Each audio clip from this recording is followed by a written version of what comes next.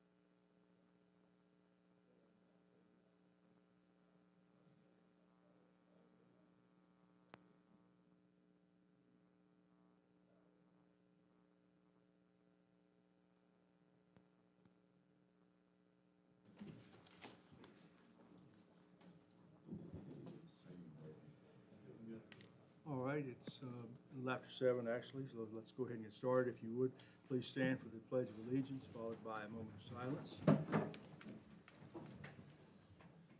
Allegiance to the flag of the United States of America and to the republic for which it stands, one nation, under God, indivisible, with liberty and justice for all.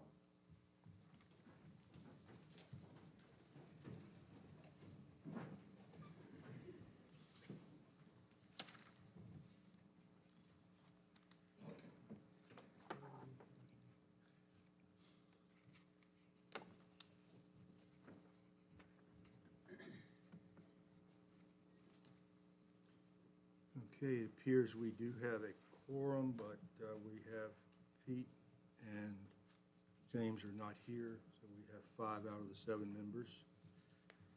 We do need to take a look at the agenda.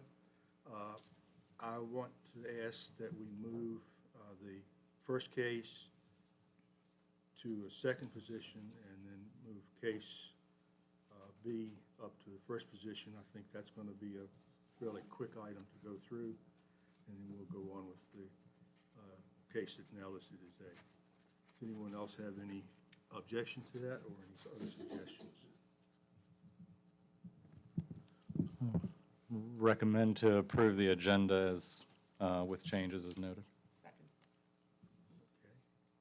All in favor say aye. Aye. Any opposed?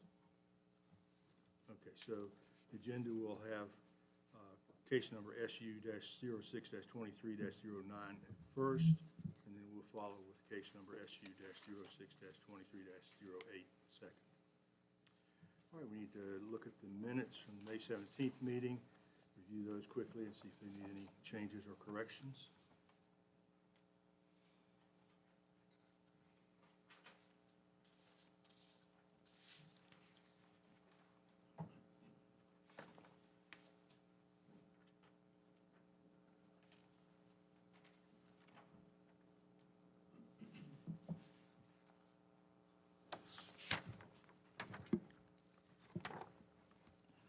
Okay, does anyone see any? Recommend to approve the minutes as submitted. Okay, motion's been made and seconded. All in favor say aye. Aye. Any opposed? Thank you. All right, that being the case, let's move on to case number SU-06-23-09. On behalf of the Madison County Board of Supervisors and Emergency Services, Motorola Solutions Incorporated has submitted a special use application to develop a wireless communications facility, WCF. The proposed WCF will provide public safety radio coverage for the county's public safety communication system. The WCF would be confined to a leased 50 by 50 fenced-in compound located on a 14.9 acre A1 agriculture zone parcel. This parcel is located on a roughly 0.22 mile, approximately 1,200 foot, private right-of-way connected to Churchill Road, Route 643. per Article 14-13-4 of the county's zoning ordinance. The WCFs exceeding 100 feet in height require a special use permit. The proposed monopole's height would be 174 feet, including an attached 4-foot lightning rod. The subject property has a postal address of 222 Churchill Road, Etland, Virginia, 22719, and is identified on Madison County's tax maps as 15-55P. And as always, we will discuss questions with Ligon, followed by perhaps some information from the applicant. And after that, there would be time for public comment.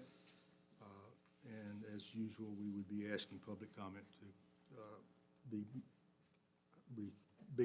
no more than 3 minutes. Okay, Ligon, would you give us a quick? I'll just say a few things, and I'll turn it over to Brian Gordon.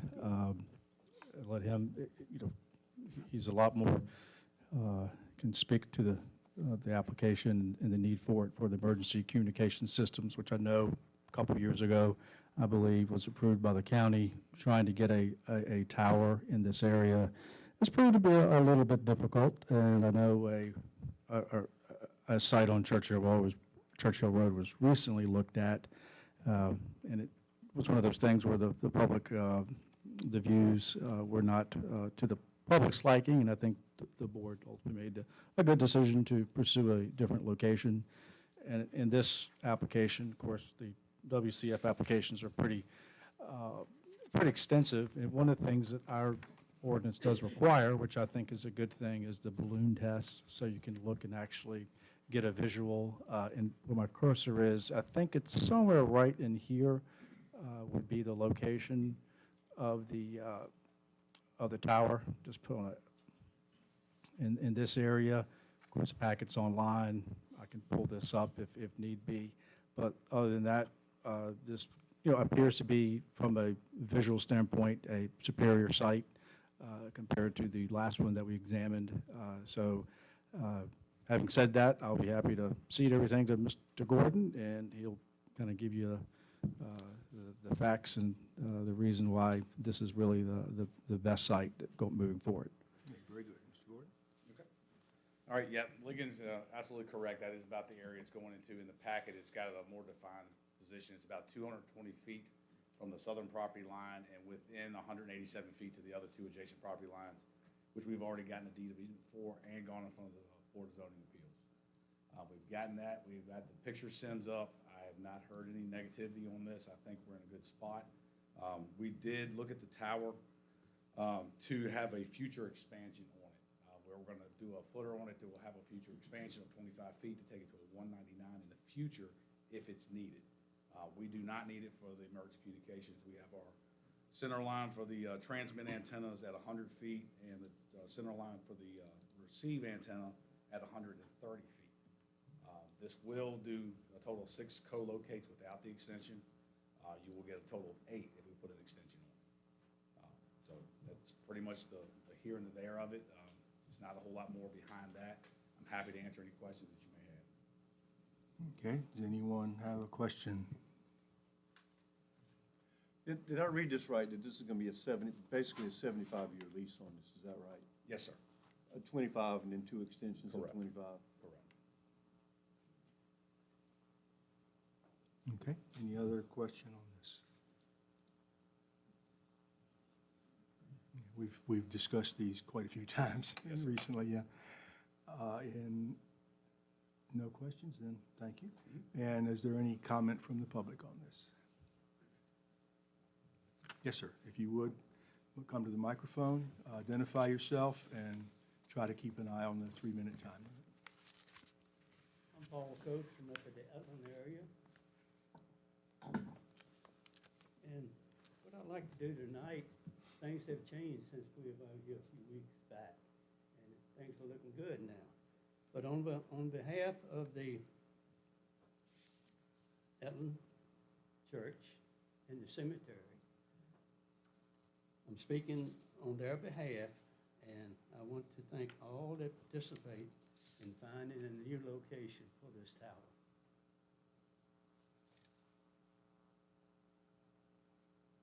having answered rescue calls 58 years in the past of that area, where I know what it was like to be in a place with no communications.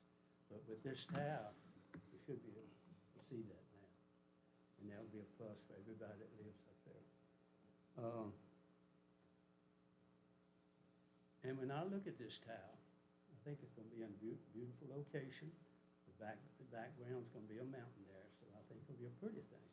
And every time I look at it, I won't look at it as a tower. I'll look at it as an object that was put there for the safety of the people up in that area.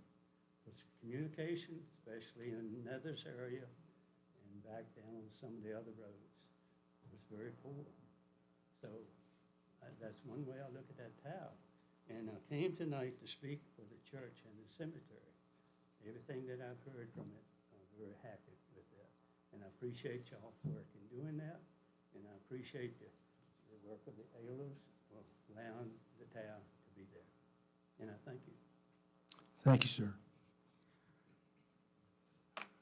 Okay, any other public comment on the tower?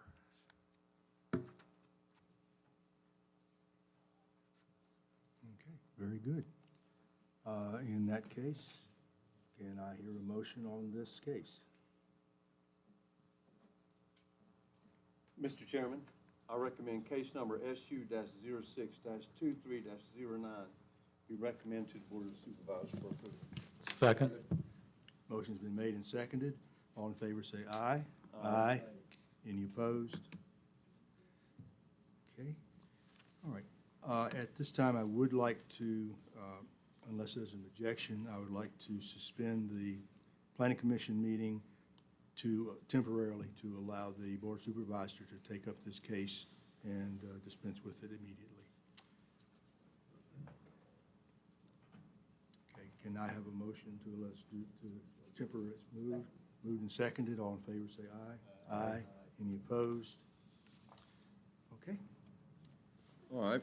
I'd like to call the Board of Supervisors portion of this meeting to order. We do have a quorum. We do need to adopt an agenda. The only change I'd like to make is I'd like to put item D, new business, right after A, so we can take care of this emergency service tower in its entirety and just go back to the Planning Commission. Anybody else have anything we need to add or change to the agenda? Got anything down there? All right. Mr. Chairman, I move to approve the agenda as amended. Second. Motion's made and seconded. Further discussion? Hearing none. All in favor signify by saying aye. Aye. Opposed, same sign. As always, general public comment. Does anybody have any general public comment they'd like to make? All right, we're gonna do it a bunch more times. Case number SU-06-23-09. On behalf of the Madison County Board of Supervisors and Emergency Services, Motorola Solutions, Inc. has submitted a special use application to develop a wireless communication facilities, WCF. The proposed WCF will provide public safety radio coverage for the county's public safety communication system. The WCF would be confined to a 50 by 50 fenced-in compound located on 14.9 acres, A1 agricultural zone parcel. This parcel is located on roughly 0.22 miles, 1,200 feet, of private right-of-way connected to Churchill Road, Route 643. Per Article 14-13-4 of the county zoning ordinance, WCFs exceeding 100 feet in height require a special use permit. The proposed monopole height would be 174 feet, including an attached 4-foot lightning rod. The subject property has a postal address of 222 Churchill Road, Etland, Virginia, 22719, and it is identified on Madison County's tax map as 15-55P. Mr. Webb, anything to add? No, sir. Any questions for Mr. Webb? Mr. Gordon, anything to add? Any questions for Mr. Gordon? All right. Go ahead. Yes, sir, please. No, I just wanted to make a note of the effort that Mr. Gordon put into this. Our county administrator, Mr. Weekly, and supervisors Jackson and Yao. These folks went up and diligently consulted with the residents up there. They verified balloon tests, the relocation of the tower to this location saving the county over $1 million. And this is a needed public safety infrastructure upgrade that'll serve the folks in that part of the county. So I do want to thank all the folks who diligently worked on this. Thank you. Other comments? To the public. Public comment on the WCF in Etlin. Anyone? Anybody online? Oh, we got one. That's good for us. All right, back to the board. What would you all like to do? Mr. Chairman, I move that we approve SU-06-23-09 as presented. Second? Motion's made and seconded. Further discussion? Hearing none. All in favor signify by saying aye. Aye. Pose same sign. Now we have under new business, we have 3 items, and I guess we could probably do these all under one motion. We have a deed of easement, a fall path easement, and a lease agreement. They're all available. Mr. Weekly, what would you like to add?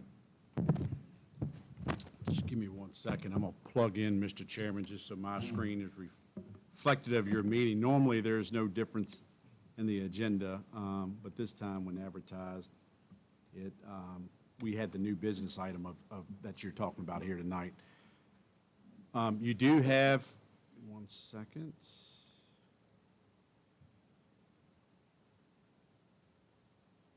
All right, there we go. You do have in your board packet tonight, members of the board, a board report. I know we've kind of been down this for a little bit, so I'll try to summarize. Initially, when we set out, we had individual documents for fall path easement, deed of access, and a separate lease agreement. The only change which we advertised, we had a public hearing for, was consolidating.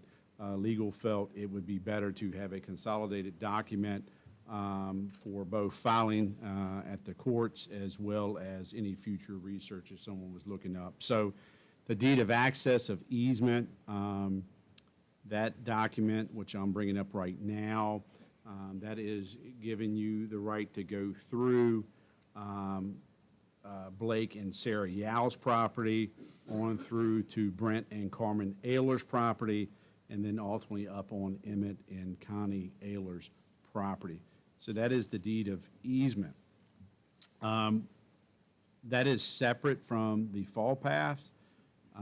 We do have a fall path easement. That's a separate document that's already been provided to the Fosters. We have that in the packet, as well as the land lease agreement with Mr. Ayler and Miss Ayler. So those are the documents that's in your packet for tonight for consideration and or approval, and I'm happy to take any questions from the board. Any questions on either of these 3, or any of these 3 items? I do believe we can do them all together in one motion. What would y'all like to do? And, Mr. Chairman, Yes, if sir. I may, I have a recommended motion, because realizing, I'm not sure if we can get these executed tonight. The recommended motion that staff is making is recommending the Board of Supervisors approve the presented deed of easement, fall path easement, and lease agreement, and authorize the county administrator and county attorney to execute the reference easements and agreements. So that would just allow you, if you so choose, to allow legal and myself to sign off. Mr. Gregg?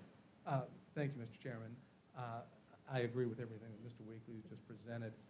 Something to remember with this, and just for the purposes of the record, we have been discussing trying to get emergency communications in the Etlin area for more than 10 years, as I understand it. And it's proceeded with some fits and starts, obviously, but this site will benefit Madison County considerably. It will give necessary emergency communications in that area. The easement documents have all been reviewed. They've been approved as to format, which is required under the Virginia Code. And, I echo and amplify Mr. Weekly's comments about the need to pass this and direct their signatures. Sure. Thank you, Mr. Gregg. Any questions or comments to either Mr. Weekly or Mr. Gregg or Mr. Hannon Wright? What would y'all like to do? Well, Mr. Chairman, I move to adopt the motion that was crafted and presented by the County Administrator, Mr. Weekly. Second. All right, motion's made and seconded. Further discussion? I do. I think we've got to thank a lot of the people up in Edlin for working with us and trying to find this location. It was a team effort, and they told us where we were wrong multiple times, and we appreciate it. And then Brian Gordon is the one that's done all the work on this, and it's going to be a good product when we're done. Anybody else? All in favor, signify by saying aye. Aye. Opposed, same sign. Thank you. Would somebody like to make a motion to suspend to go back to the planning commission? So moved. Second. Motion's made and seconded. Further discussion? Hearing none. All in favor, signify by saying aye. Aye. Opposed, same sign. Thank you all. Okay, thank you. That will bring us then to case number SU-06-23-08. NWC Investments, LLC. Dr. Christopher Von Elton has applied for a special use permit to operate a licensed substance abuse day treatment center with overnight accommodations on a 120-acre A1 agriculture zone parcel. In the A1 zoning district, a hospital, clinic, or nursing home is listed as a use permitted by special use permit. Further, Article 20-100 defines a substance abuse treatment facility as a similar or like use to a hospital. Treatment services shall be provided by licensed behavioral health providers with 24/7 staff on site at all times. The subject parcel is the current location of the Seven Oaks Retreat Center and contains several buildings and structures, and 5 of these buildings/structures are addressed. The parcel's principal structure has a postal address of 403 Pathwork Way, Madison, Virginia, 22727. The parcel is identified on Madison County's tax maps as 54-14A. Okay, anything to add there, Lee? A few things. Yeah. Yep, so I'll just give a few brief comments as I've worked through this process for on and off for a couple months. The applicants, I actually first heard from Dr. Von Elton probably a year and a half ago, and he sent an email to me and said that he was looking, that they were based out of Charlottesville, explained to me what they did, and that if there was something potentially coming available, or they had maybe looked at some land for building something, and I just simply, I feel like my role is in this job is to facilitate if people want to come before the board, Planning Commission board, with a proposal, to facilitate that and hopefully put the best proposal forward possible. Now, whether or not that's something that would ultimately be approved, I don't know.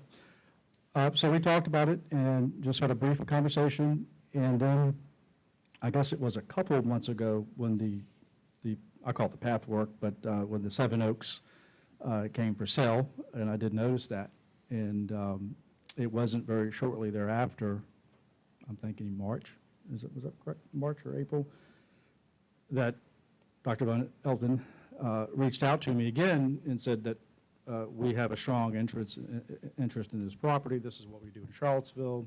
This is what we've done or do in Lynchburg, and we would like to find a facility for a home that we feel kind of suits our needs.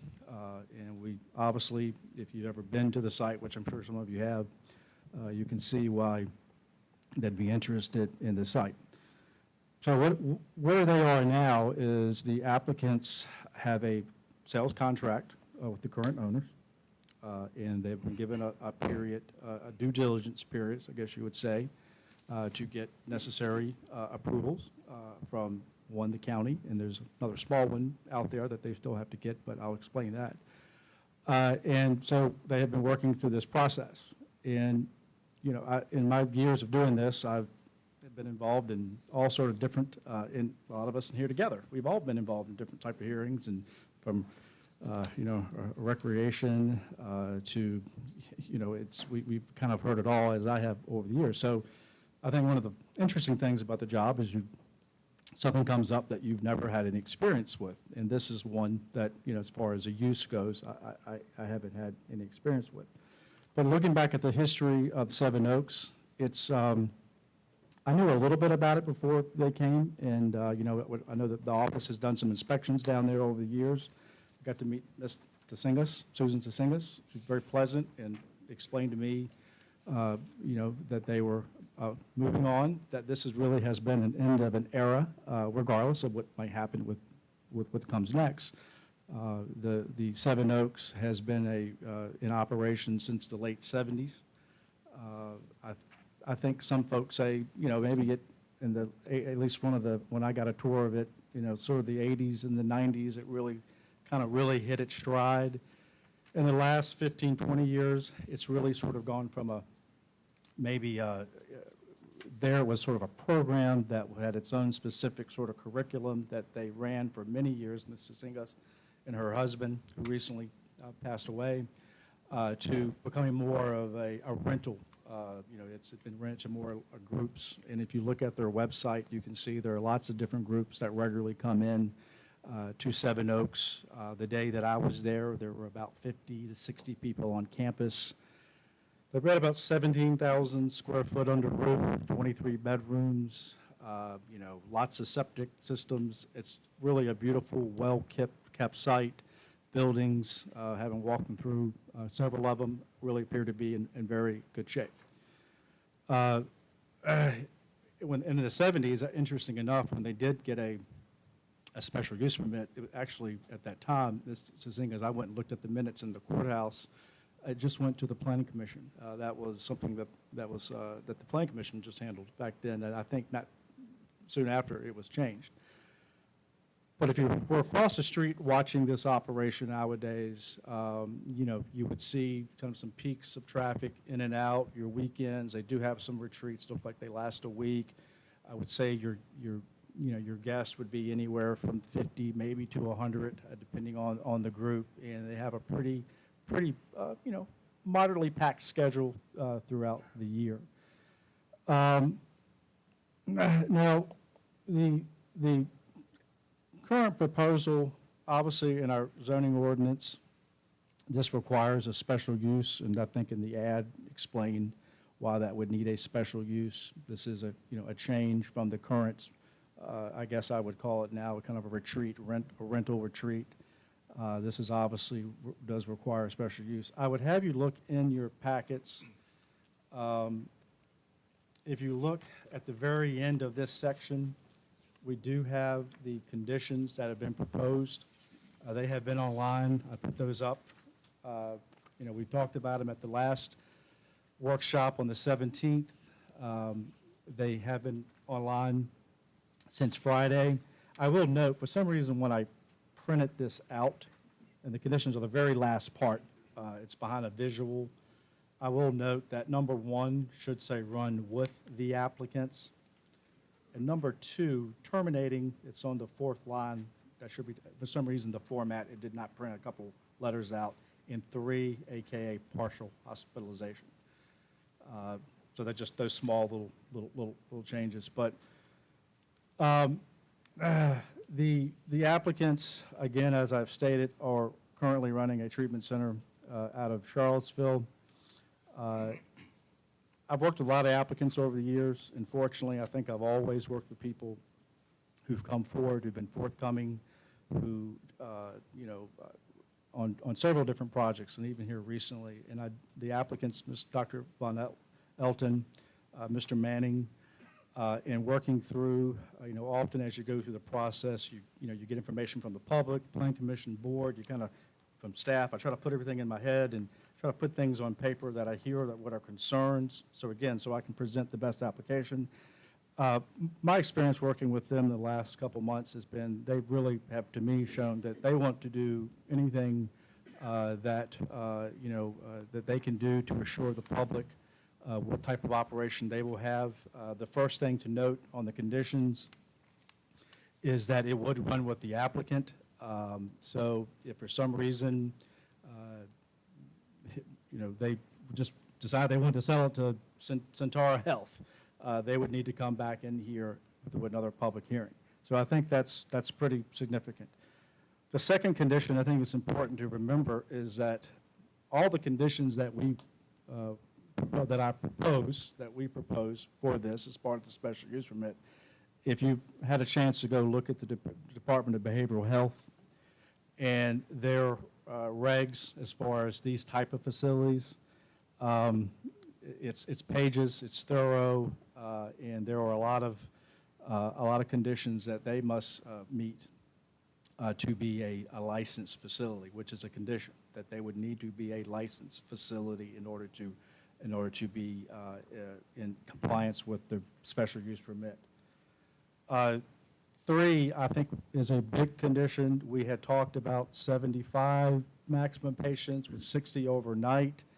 We did have a public safety group get together, and I appreciate everyone who's come from the Commonwealth Attorney, Emergency Services, Mr. Helm, Mr. Gordon, the Sheriff, Mr. Weaver, Commonwealth Attorney, and we sat in here last week and went over Emergency Services plan, and I'll get to that. Well, actually, I'll let the administrator here talk about that in a second, but so the applicants, we talked about it, that I know that maybe one day you envision 75 residents, maybe 60 if this were to be approved.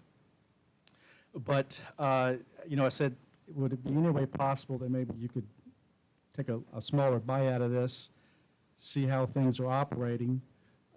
If things go the way you think they will go, which will be, I think, no significant impact on the surrounding area, then if you want to increase this, then come back through this process and submit a revised special use. There really are very few applicants that will agree to that, and I will say that they readily agreed to it with almost no hesitation.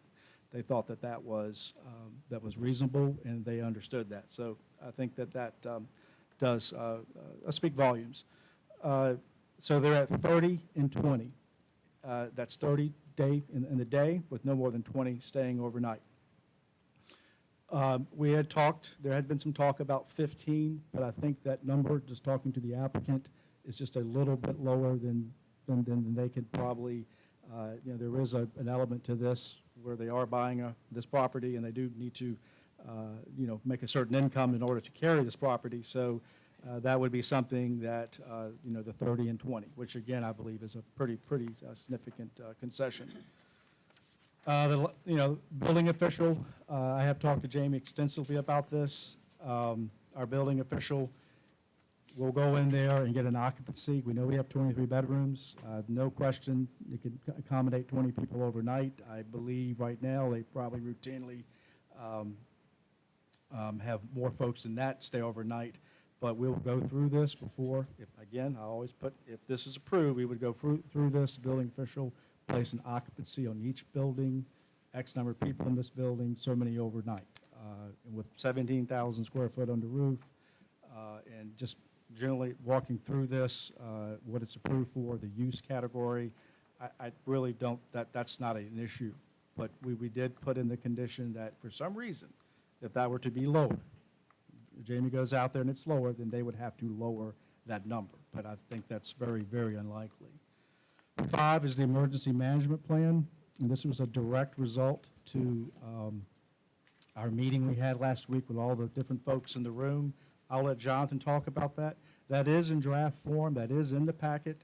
That is something that could be, that could easily be approved at a later date, and we have put that in Mr. Helm, Gavin Helms, our emergency service coordinator, and he was okay with everything.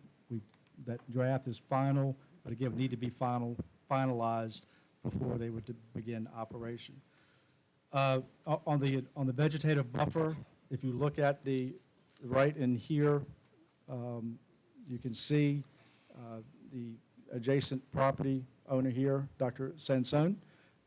He has some concerns regarding the fact that the campus here, this is the only developed part of the parcel, is so close. There's already a fairly decent buffer there, but I thought that a reasonable condition would be to extend this buffer with some more plantings.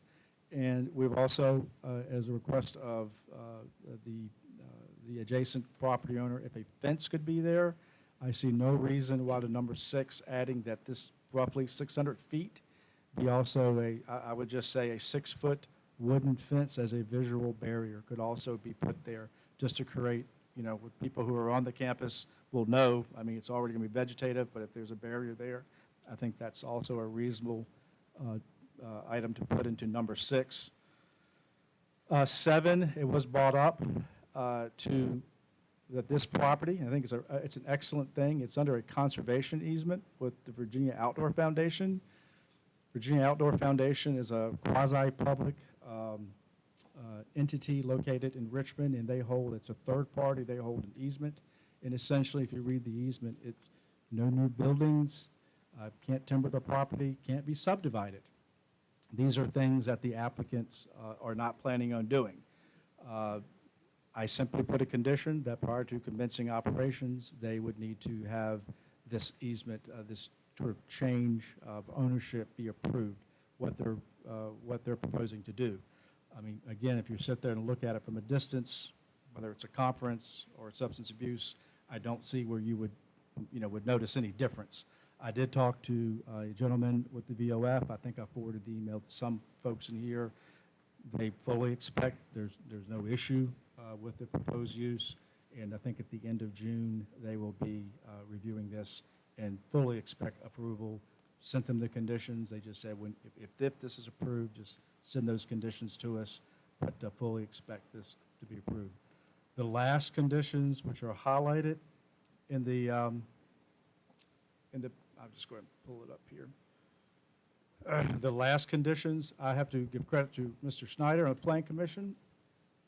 They had an operation that was operating in Amherst County, and he called and got this information from Amherst recently and forwarded me the email. Again, appreciate him doing this. Similar operation in Amherst, and these, the conditions are here.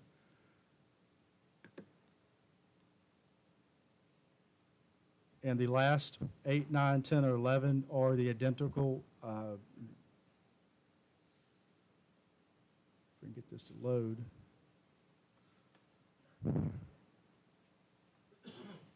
These right here, that in their facility, I'm not sure how many patients they were serving, and I do believe it was a former resort or hotel. Was that what it was? It was a former assisted living. Okay, former assisted living. That was the conditions right there. So I think probably maybe less than 50 words. We've got one condition itself that probably has 100 words. So I think these are important. It's important to understand, at least, again, from where my base knowledge was before I learned about this, is that this is not a detox facility. People aren't coming from just for lack of a better word, from the street to the detox. This is a program that folks are in. There are some detox facilities. I think Dr. Van Elton or Mr. Manning had said there were one in Northern Virginia. UVA doesn't have one, so this is not a detox. Same thing here, acutely. So bad mental illness, I don't know if this one right here, if their license would even allow this. And maybe they can, same thing with controlled substances administered on the property. And Dr. Van Elton or Mr. Manning could speak more to this. This one right here, I have talked to them about the staff ratio. That was a concern, and I think that's a valid concern. We're told that 5 could also work here, and I know that's something that I believe the sheriff had sort of thought would be a better number. So I'll just put that at 5. So, everything in totality, looking at the conditions, again, I think my job is to put forward the best set of conditions if the Plan Commission or board is inclined to approve. So I've worked to do that. Often in this business, you'll find that, you work up until sometimes the hearing to get these done. And that's, we've been working, they were set, really last week, but I'm constantly looking and seeking to get more information and learn more things about it, and if there's a condition that can be placed that's reasonable, I think that's what we've tried to do.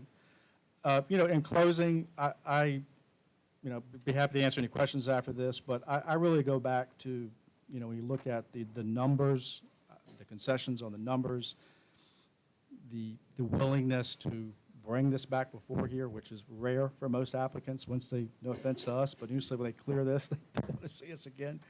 I think that means a lot, and I really go back to the comments that Ms.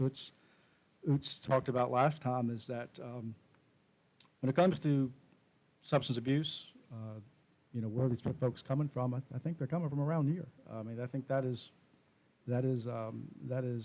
probably the fact of the matter, is that many of the folks that will hopefully utilize this program will be from around here who need it. I think, it's very few of us, including myself, that can say that someone in the family maybe has not had a substance abuse problem. It's sometimes hard to admit, or we don't want to admit it, but it is something that has affected so many people.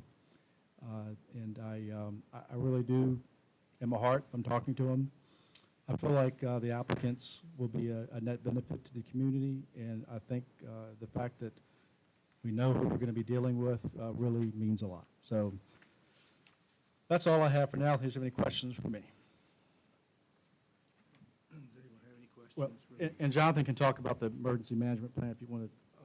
Yeah, actually, why don't we go ahead and proceed with that, because that was one of our primary questions. Okay. earlier in the last workshop. Thank you, Mr. Chairman, members of the commission. This was a suggestion and a recommendation also agreed upon by the planning commission to have our public safety group meet with Addiction Allies. We had members of EMS, Sheriff's Office, our Commonwealth's Attorney, as well as some others, Emergency Management, Emergency Communications, Ligon, and myself there as well to work on this. Whether it's emergency response plan, emergency management plan, I believe what you have in your packet is labeled a draft emergency plan.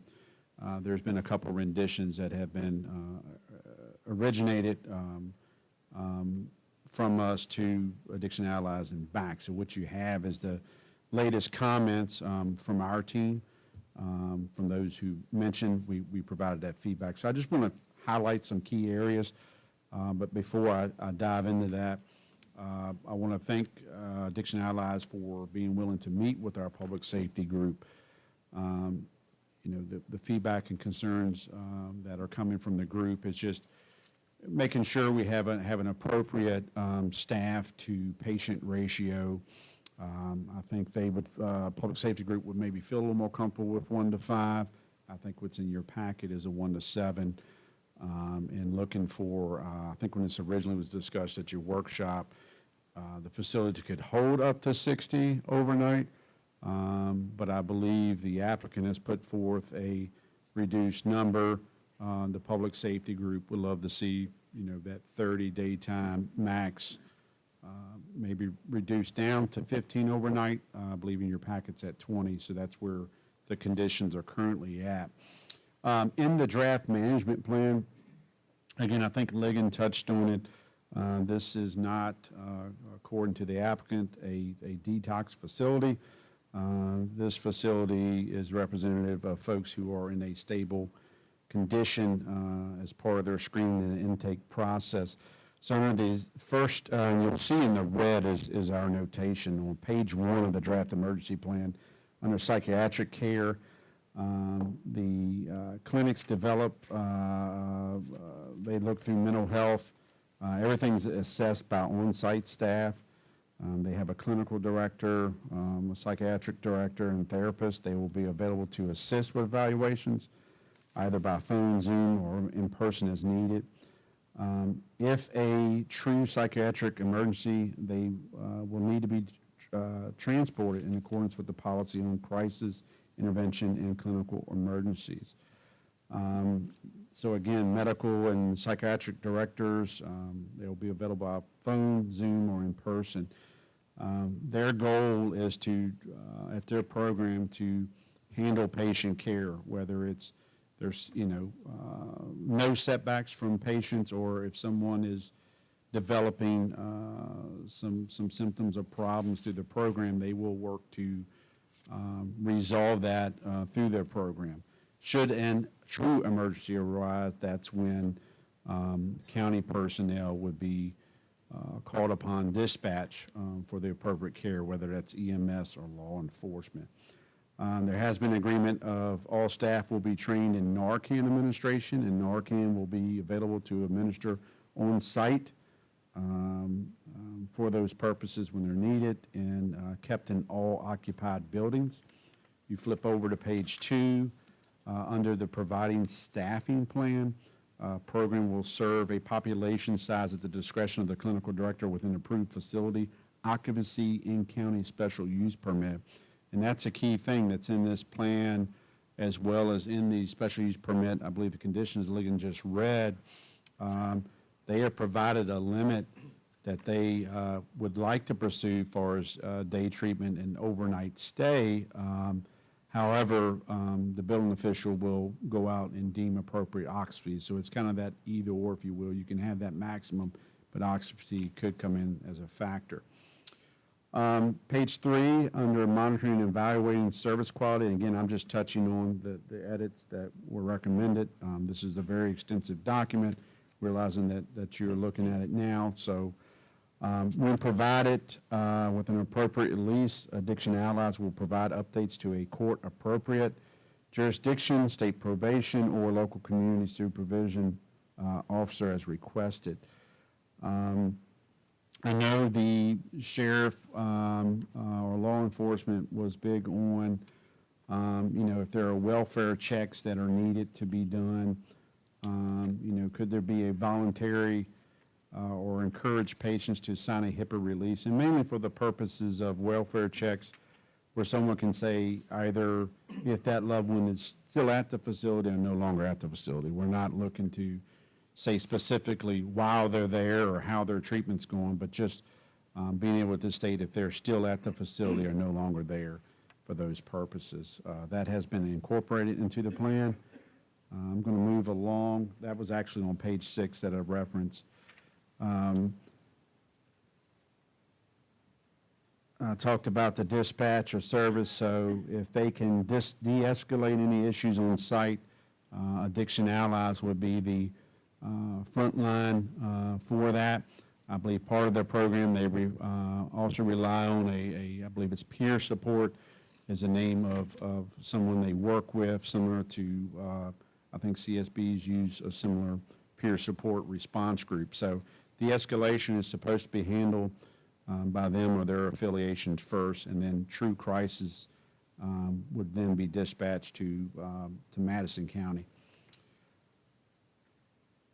A knock box was requested by our first responder group, so some means of access. We don't know if this will be a kind of a gate that's closed, or would someone be there to greet our personnel, but if this is going to be a kind of a locked approach, some means of access for first response to get there. And that obviously would only be used by first response for only first response emergencies. We're requesting that the emergency response plan will be provided to Madison County Emergency Coordinator each year, or anytime there is an update. A roster of key contacts will also be provided to the emergency coordinator on the same basis. We just want to keep that fresh. We know there may be partners that are added or new critical personnel on both sides, quite frankly, with the applicant or Madison County's point of contact. So we're just asking for that to be updated. And that's really an expectation we would like to have with any emergency response plan we would have in the county. Another good comment from the group, all fire suppression and warning equipment will be inspected annually. A receipt of each inspection shall be provided to the Madison County Emergency Management Coordinator following each inspection. So we don't have a designated fire marshal on staff here, but that does give us a little sense of security that, hey, they're having those inspections done, and we would have that information. When it comes to other things on site, first aid, it was recommended to stop the bleed kits, which those have been administered in some of our schools and other areas, but thinking of larger areas or certain occupations, it makes sense to have certain safety items on site. That's been recommended to have the stop the bleed kits, as well as include it with the first aid kits. I don't believe there was a recommendation of AEDs, but I don't believe there was a commitment of that. Prohibition of weapons, so patients are prohibited from possessing, storing, or transporting on the premises deadly and/or dangerous weapons. The examples include, but are not limited to, firearms, including gas or air-powered guns, knives, and those weapons prohibited under the code section listed 8.2-308. Continuing on, I think that was really the overall recent edits. Again, a very thorough document. I want to thank our public safety group, some of those here, for their input.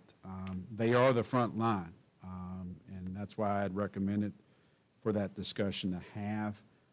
We do view things as a partnership, but we want to make sure Madison County services and those who provide those services are kept in mind when we're considering something such as the application before you here tonight. So that is my spiel, if you will, of the emergency management plan. I'm happy to try to answer any questions you may have on that item, Mr. Chairman. Okay, any questions for Mr. Weekly? So under this particular plan, you've got, under the condition number, which one it is now, about that they have to be agreed upon, I think it was number 5, I think it was 4 or 5, I've lost what that was now. They've got to become some kind of consensus of how that's going to be. Let me go back to this. You're referring to condition 5 of the special use permit conditions? Yes. Okay. Patient rights.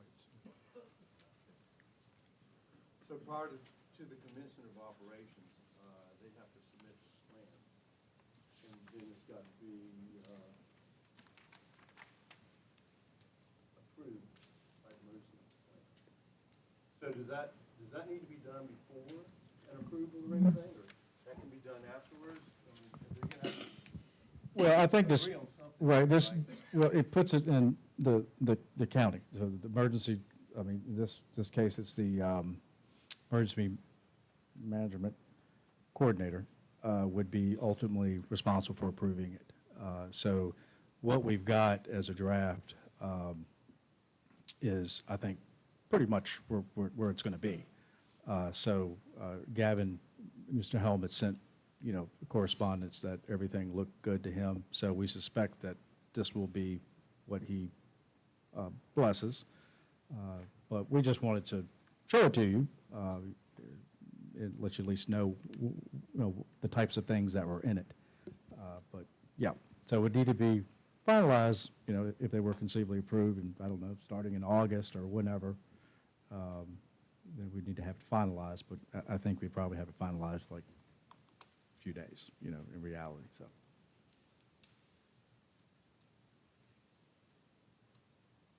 Any other question? I have a couple of quick questions. This is, all right, let me make sure I'm understanding this correctly. As it stands right now, this would be the emergency management plan that's in your condition, but it has not at this point been approved by Madison County's EMS director. So that's a step easy. Right, it would need to be finalized, but, just to put it simply, the email I got from Mr. Helm was, this looks good, and sent it to the applicant, and they said, we can live with that. So I put draft on it, but it was really just more, just kind of make sure that no loose ends out there and that we're all on the same page, which it looks like we are totally on the same page. Okay, I do not really see a lot of specific information about points of contact. You did mention something about being able to get on site. Has that been worked out, or, just saying we will call 911 is not exactly a point of contact,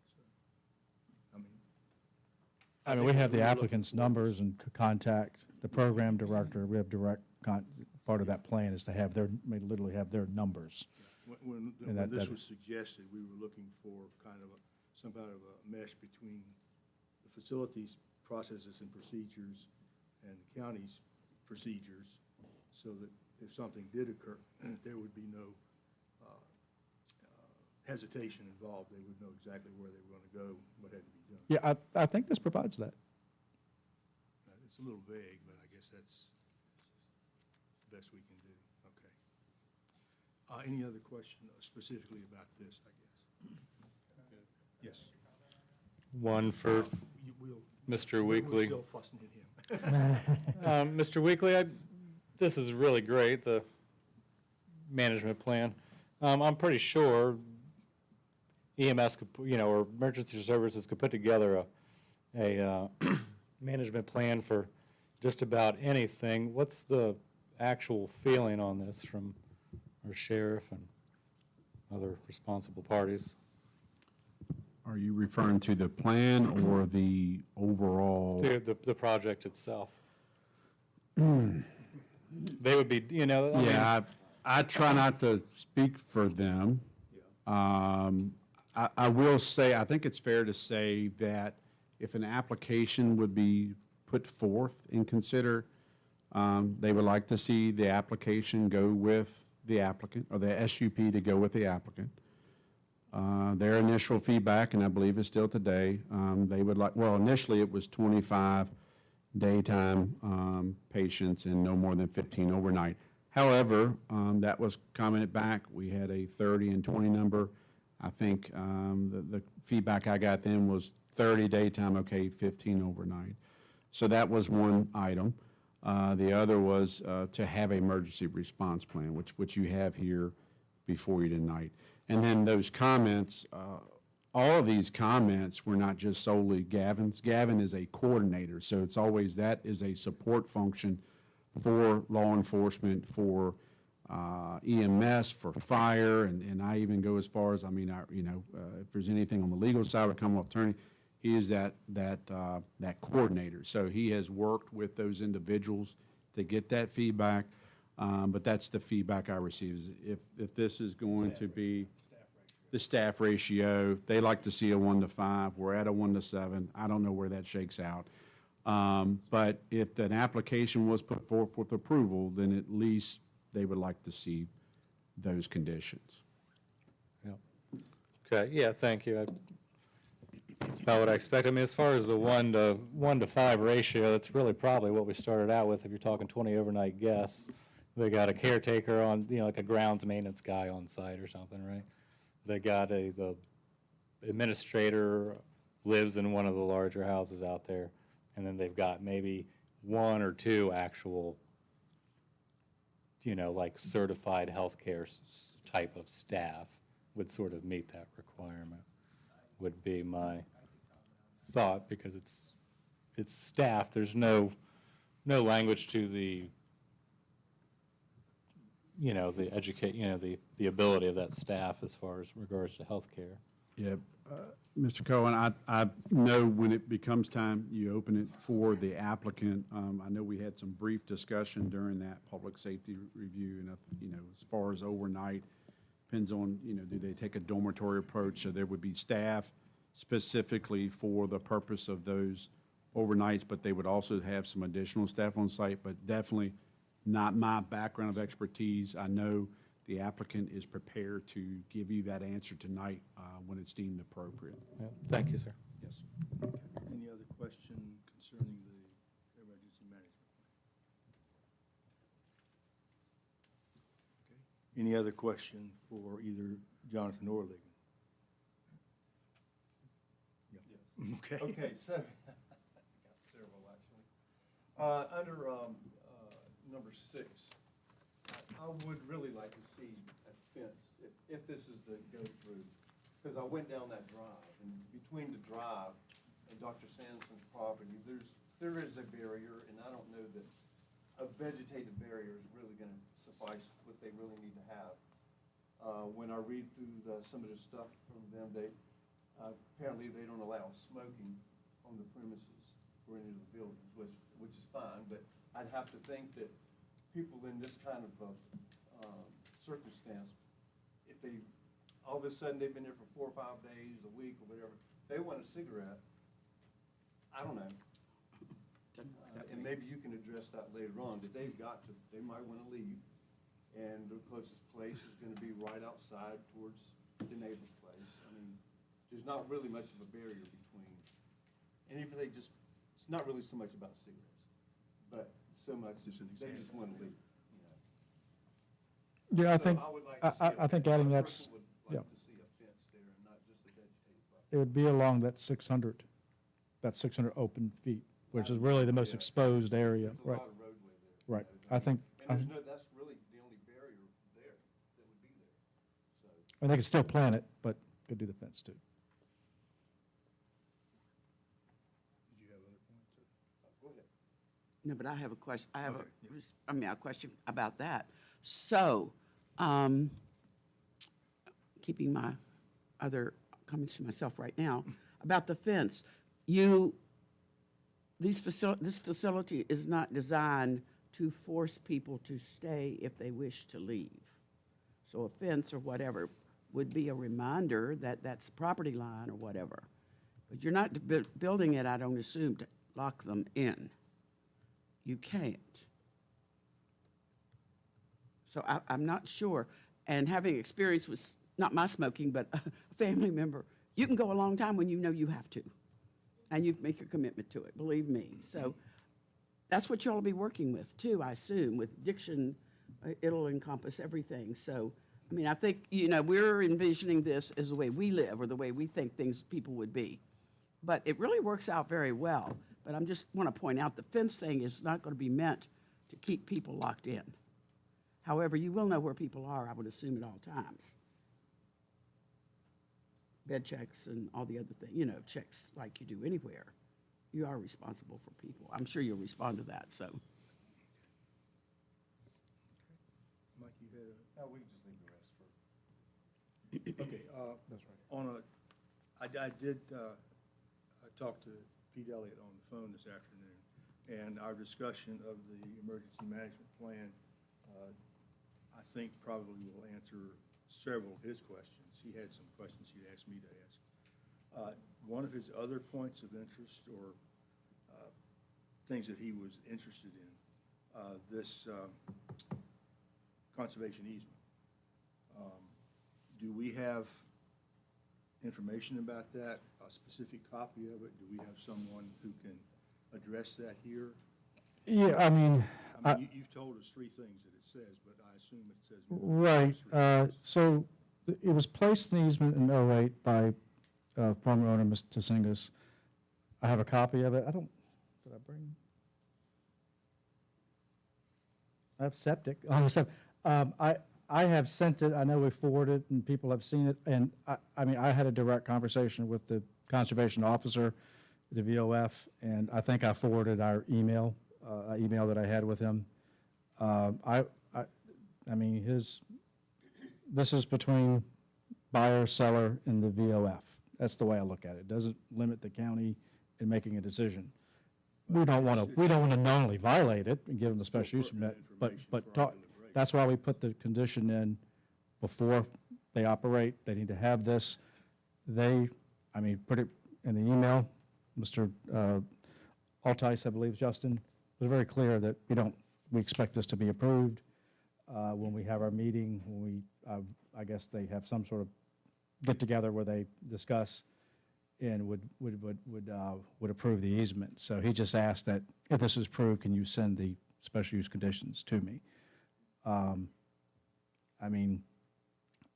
The easement really, the intent of it, again, if you sit there and watch this site, they're not putting new buildings up, they're not taking any of the trees down, they're not subdividing it, so there's really no reason that. So those essentially are the only 3 conditions of the easement? I've read through it, that's the only thing I really get that would, and also they need to, if it's a different use than what it's being used for, which is a retreat center, that they would need to approve that. So that's what they're going to approve. Yeah, that was another one of his questions. Thank you for reminding me. Right.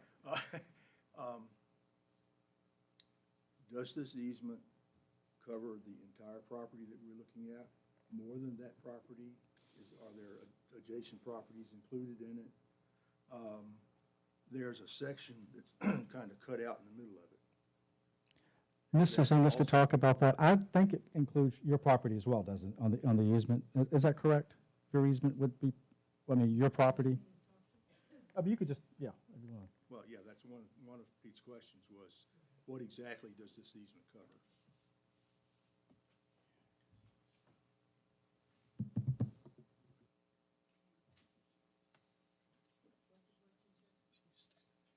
Yes, well, you don't even have a mic. Here comes a microphone for you, okay? Yeah. If you want to put up this, that is a description of the easement zones within Okay. property. Okay. If you would, since we're moving on to this point, give us your name and then, My name is Susan Kosenga. I'm a neighbor of I live within the boundaries of the Seven Oaks property. It's a funny little shape there that you can see. okay, so that little cutout area, You can pass Yes. that down there, look at it. I was also, with my husband, the founder in 1977. We came before the Planning Commission, and we got a special use permit to run an adult education center as a private school. And that's what we did. We've been here all that time, paid our taxes, hired local people, brought tourists to the region. I think we've been good citizens of Madison County. My husband died this year, and the nonprofit that now runs the center is ready to move to a new owner. We feel very good about these folks. I think they're good folks. They're doing good work. I live right in the center, and I'm not scared. I'm trusting that they will have proper precautions, that they will create safety for their patients and for their neighbors. I can't well, yeah. promise anything. I'm new to the business myself, but I know these guys. They've been around. I've known them for 4 or 5 years. I trust them, and I think you could too. Okay, so, Now, about the easement, Yeah. the whole property is in easement. That mainly means it can't be subdivided. My little 10 acres is in the easement also. We did that to really make sure that the natural beauty and health of the land would be preserved in perpetuity. I believe the easement is an asset to what they want to do, not in any way a detriment. It will help people who get out in nature heal. We all know, we live in this beautiful county, the healing force of a natural environment. So I think it's a positive thing that they want to maintain the open space easement, and in fact, that will help create you can see there's in the map I just gave, there's a small section in the middle that is the campus area where all of the buildings are located. Oh. Yeah. Well, that isn't the map I gave you, but. right. Yeah, it doesn't matter. Anyway, the middle part is the campus, that's where the buildings are. It's a long drive out to 621 Seville Road. That's a long walk for folks, but I guess they could do it if they had to. But it's, from the road, you wouldn't see anything. All of that area against 621 is in the easement. Most of it will be forested forever, so there's nothing that would be seen from the road. And the small campus area will have a limited, could expand a little bit, but not much. As Ligon said, they are not planning more buildings. They have what they need there. So it's a good property to do what they're doing. It's secluded. It's away from the kinds of things that these folks need to be away from. Okay, so basically then the entire property is in the easement. the No. amount that's being. May I, Mr. Chairman, for a point of privilege, if I may? I'm looking at the VOF document right now, so I want to clarify some things. I think there's a couple parties involved. It references 120 acres. However, 3 acres, which I believe is your portion, is pulled out. That leaves 117 in VOF. I have 9.8 acres. All right. And there's another. And then there's 13 acres of Dr. Sanzone that is part of the overall 130 acres that's in the VOF. Is that accurate, what I'm The reading? long rectangle is all in open space easement. The little triangle along the road is not an open space easement. That does belong to Seven Oaks.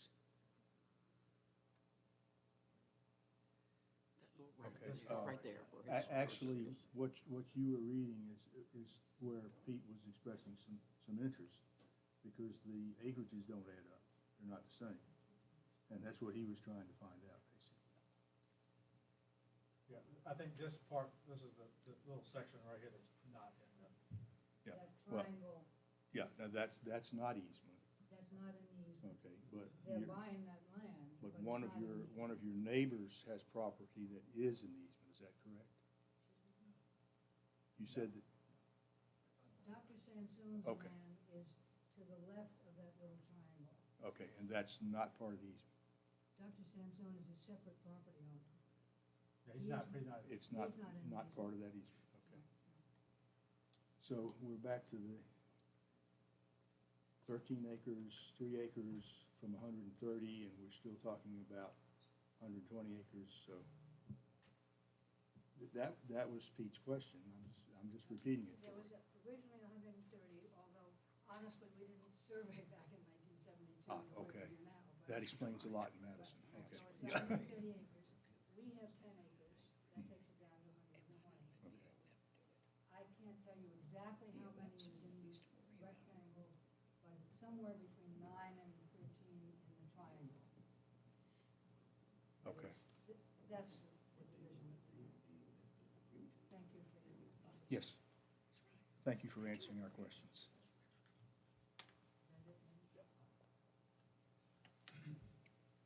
Okay. There, basically, Pete was concerned about any problems with that easement because the numbers didn't match up, so that's what he was asking. Yeah, it sounds, I mean, but Mrs. Inga's explanation, Yeah, I mean, having had my property surveyed, I'm aware of Right. old acreages sometimes did around But- here in Madison, but.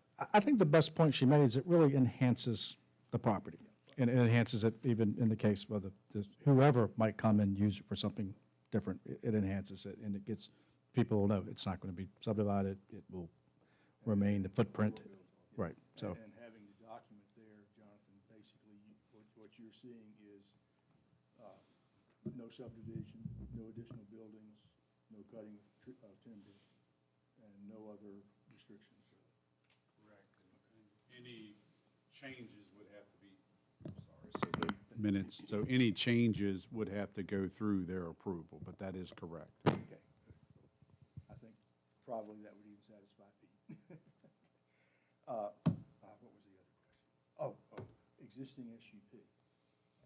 If this one is granted, it supersedes the existing SUP, how exactly? Yeah, I mean, that was granted to them. They're not asking to continue that use. It ends. This is the new That use. automatically terminates. Right, I mean, in many years I've done this, I've never heard it. Okay. They're not trying to also do that at the same time, they're very clear this is what they're going to use it for, so. Right.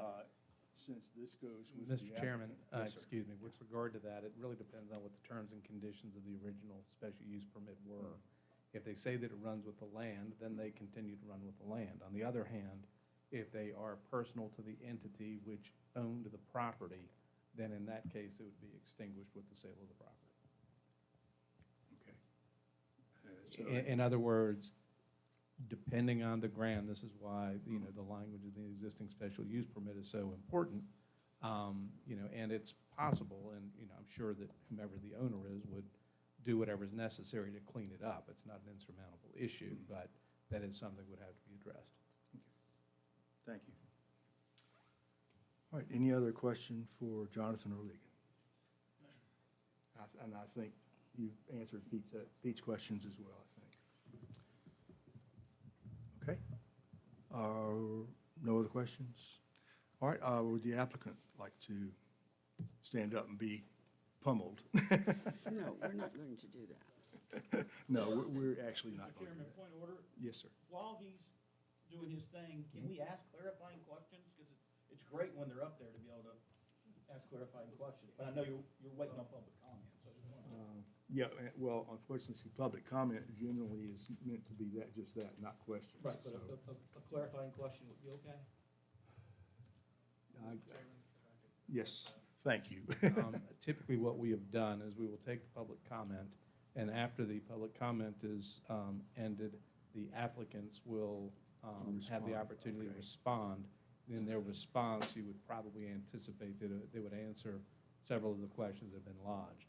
What we do not intend at these public hearings is that there is an active dialogue, just because it's kind of cumbersome enough as it is, and it's important that we maintain some order, which is why we, have the protocol that we follow.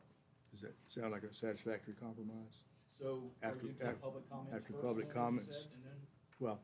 Well, we'll address questions. When we're finished with our questions, then we'll go to public comment. And then if there are questions raised during public comment, we will have the opportunity for the applicant to address those then. Does that sound satisfactory? Thank you. All right, okay, any questions for the applicant?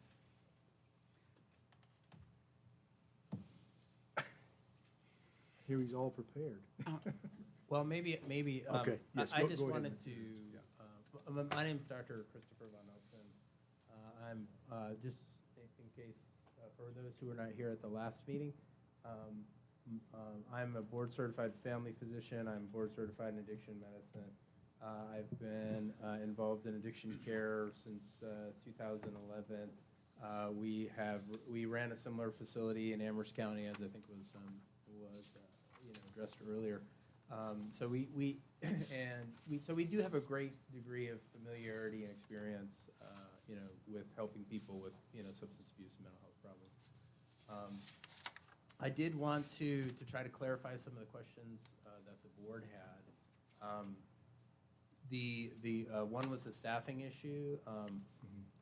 The people that will be on property overnight with folks will be certified peer recovery specialists.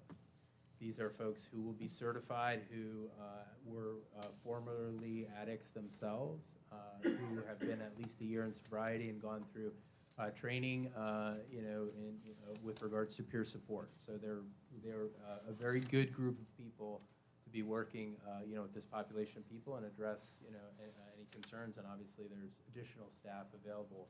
Those will be the people on site to address any initial issues. Anything that, can't be de-escalated at that level would come to us, at which point we would get involved in the de-escalation process or medical evaluation process or whatever needed to be done. So this is not going to be a maintenance person there who's, one of the people who will be actually residing out on the property has maintenance skills and will likely be in a dual role. So they, but being a certified peer recovery specialist doesn't mean you can't help out with maintenance on the property, but they would, certainly, have that licensure and skill to be able to help with after hours. So the 1 to 5 ratio will be with licensed, licensed individuals. Okay. Was there another question? I think Well, there was another question. so you are satisfied with the 1 to 5 ratio? Okay. I was curious about that. Is there perhaps some ratio according to state regulations that you would have to meet anyway? I don't believe that there's any. I think we'd referenced, another treatment center in the state that operated their overnight operations, at somewhere around 1 to 20 in their apartment That's right. situation. That's it. So this would obviously, represent a significant, step up from that. There is no regulation in terms of how, there are recommendations, but no regulations, and that's not specific to the overnight, but as it relates to the actual delivery of the clinical services, it's usually recommended at a 1 to 10 ratio, but it is at the clinical discretion of the clinical person who's leading the services. Okay. And that mainly has to do with, watering down the experience, you know, for folks who are there. I'm Willie Manning, clinical director. I'm what is called a licensed clinical social worker. Oh, yeah. We can make sure we can. Pick up the mic. All right, yeah, hi, I'm Willie Manning, licensed clinical social worker, clinical director of Addiction Allies. I can speak to that. I also want to address the smoking, because I really want to. There are no specific Department of Behavioral Health and Developmental Services regulations for staffing ratio. I will tell you that at a place like Pathways in Lynchburg, which is an inpatient facility, in the dead of night, you might have 22 to 25 patients, and you might have 2 staff. And that's an inpatient facility. We are addressing the concern. What I like about this concern is it's not only a concern for EMS and 911 and community safety, it's also, it helps our patients. The more trained staff we have on site, the better that we can not only address any crises, but it's just better support. If folks wake up from a nightmare, they have access to support and trained support. And I appreciate that concern.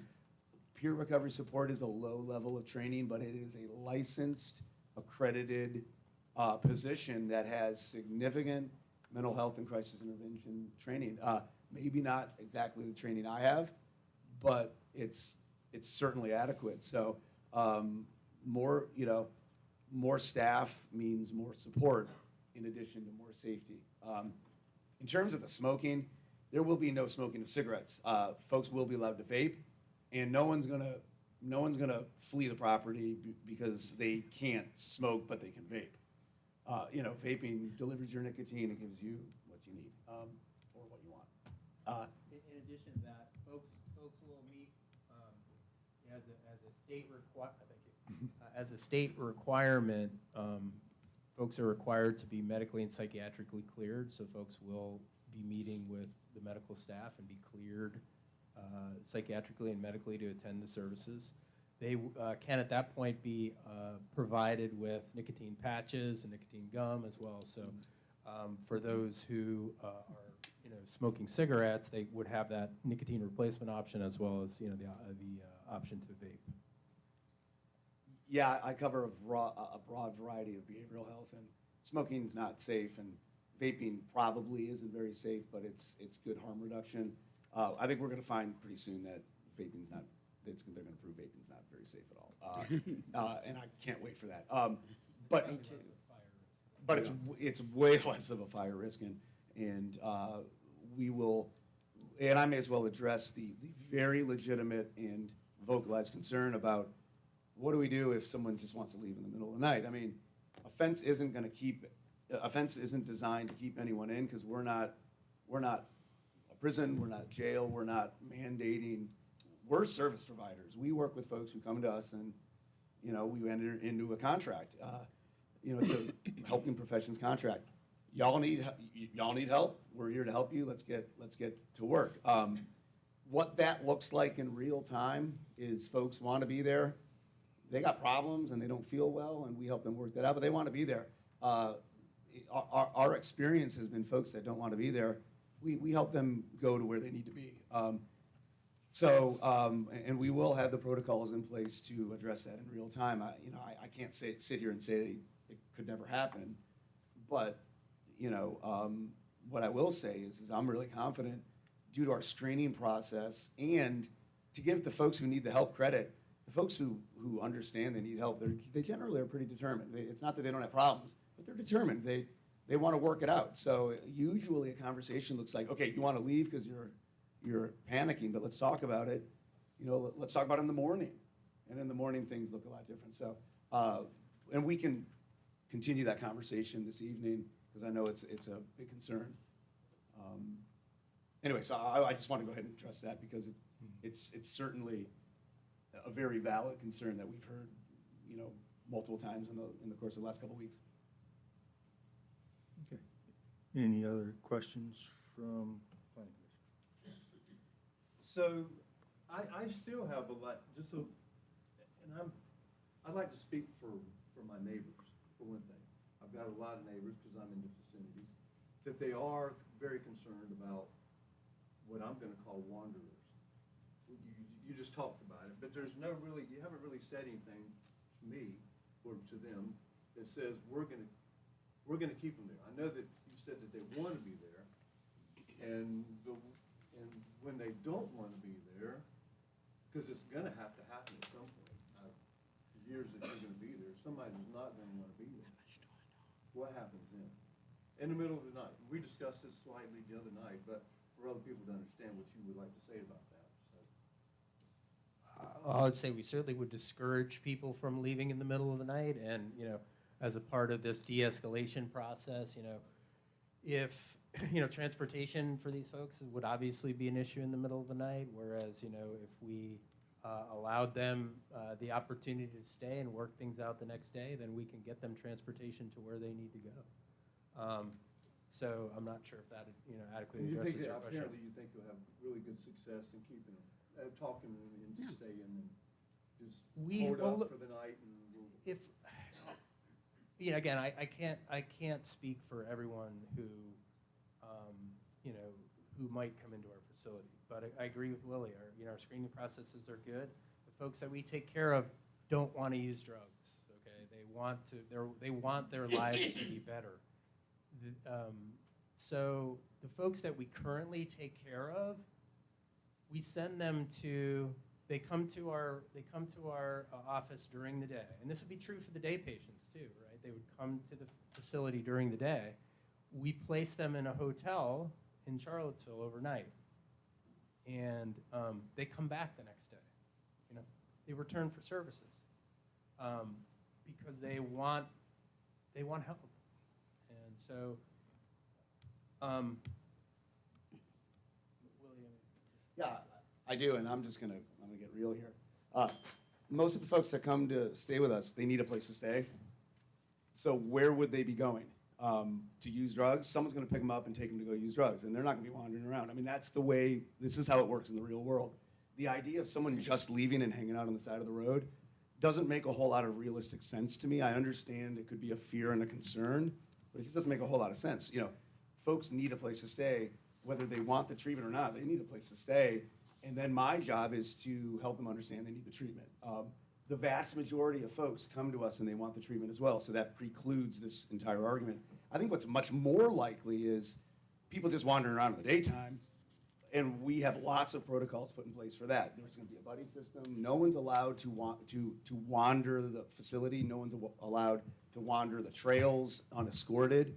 We will be taking trail walks, and we will be discreet and quiet, just like we do at Ivy Creek Natural Area, where I basically shepherd everyone and tell them, hey, this is for quiet meditation, not for yelling and screaming. You won't be able to wander the property unescorted. There will be a buddy system. If that sounds like boot camp, so be it. This is for their own safety and the safety of staff, the safety of everyone. Safety is our middle name. I've been thinking a lot about this specific concern of people leaving in the middle of the night, and it just doesn't add up to me based on my real world experience of how this stuff operates. It seems really unlikely someone's gonna flee the property if they're not even from around here. They don't know anyone. Now there could be an issue where they feel like they're panicked and they just need to leave. That's when my staff talks them down and we have a conversation about it during the daylight hours. If it's a local person who, if it's a Madison County citizen who wants to fly the coop and someone comes and picks them up, I don't have the ability to stop that.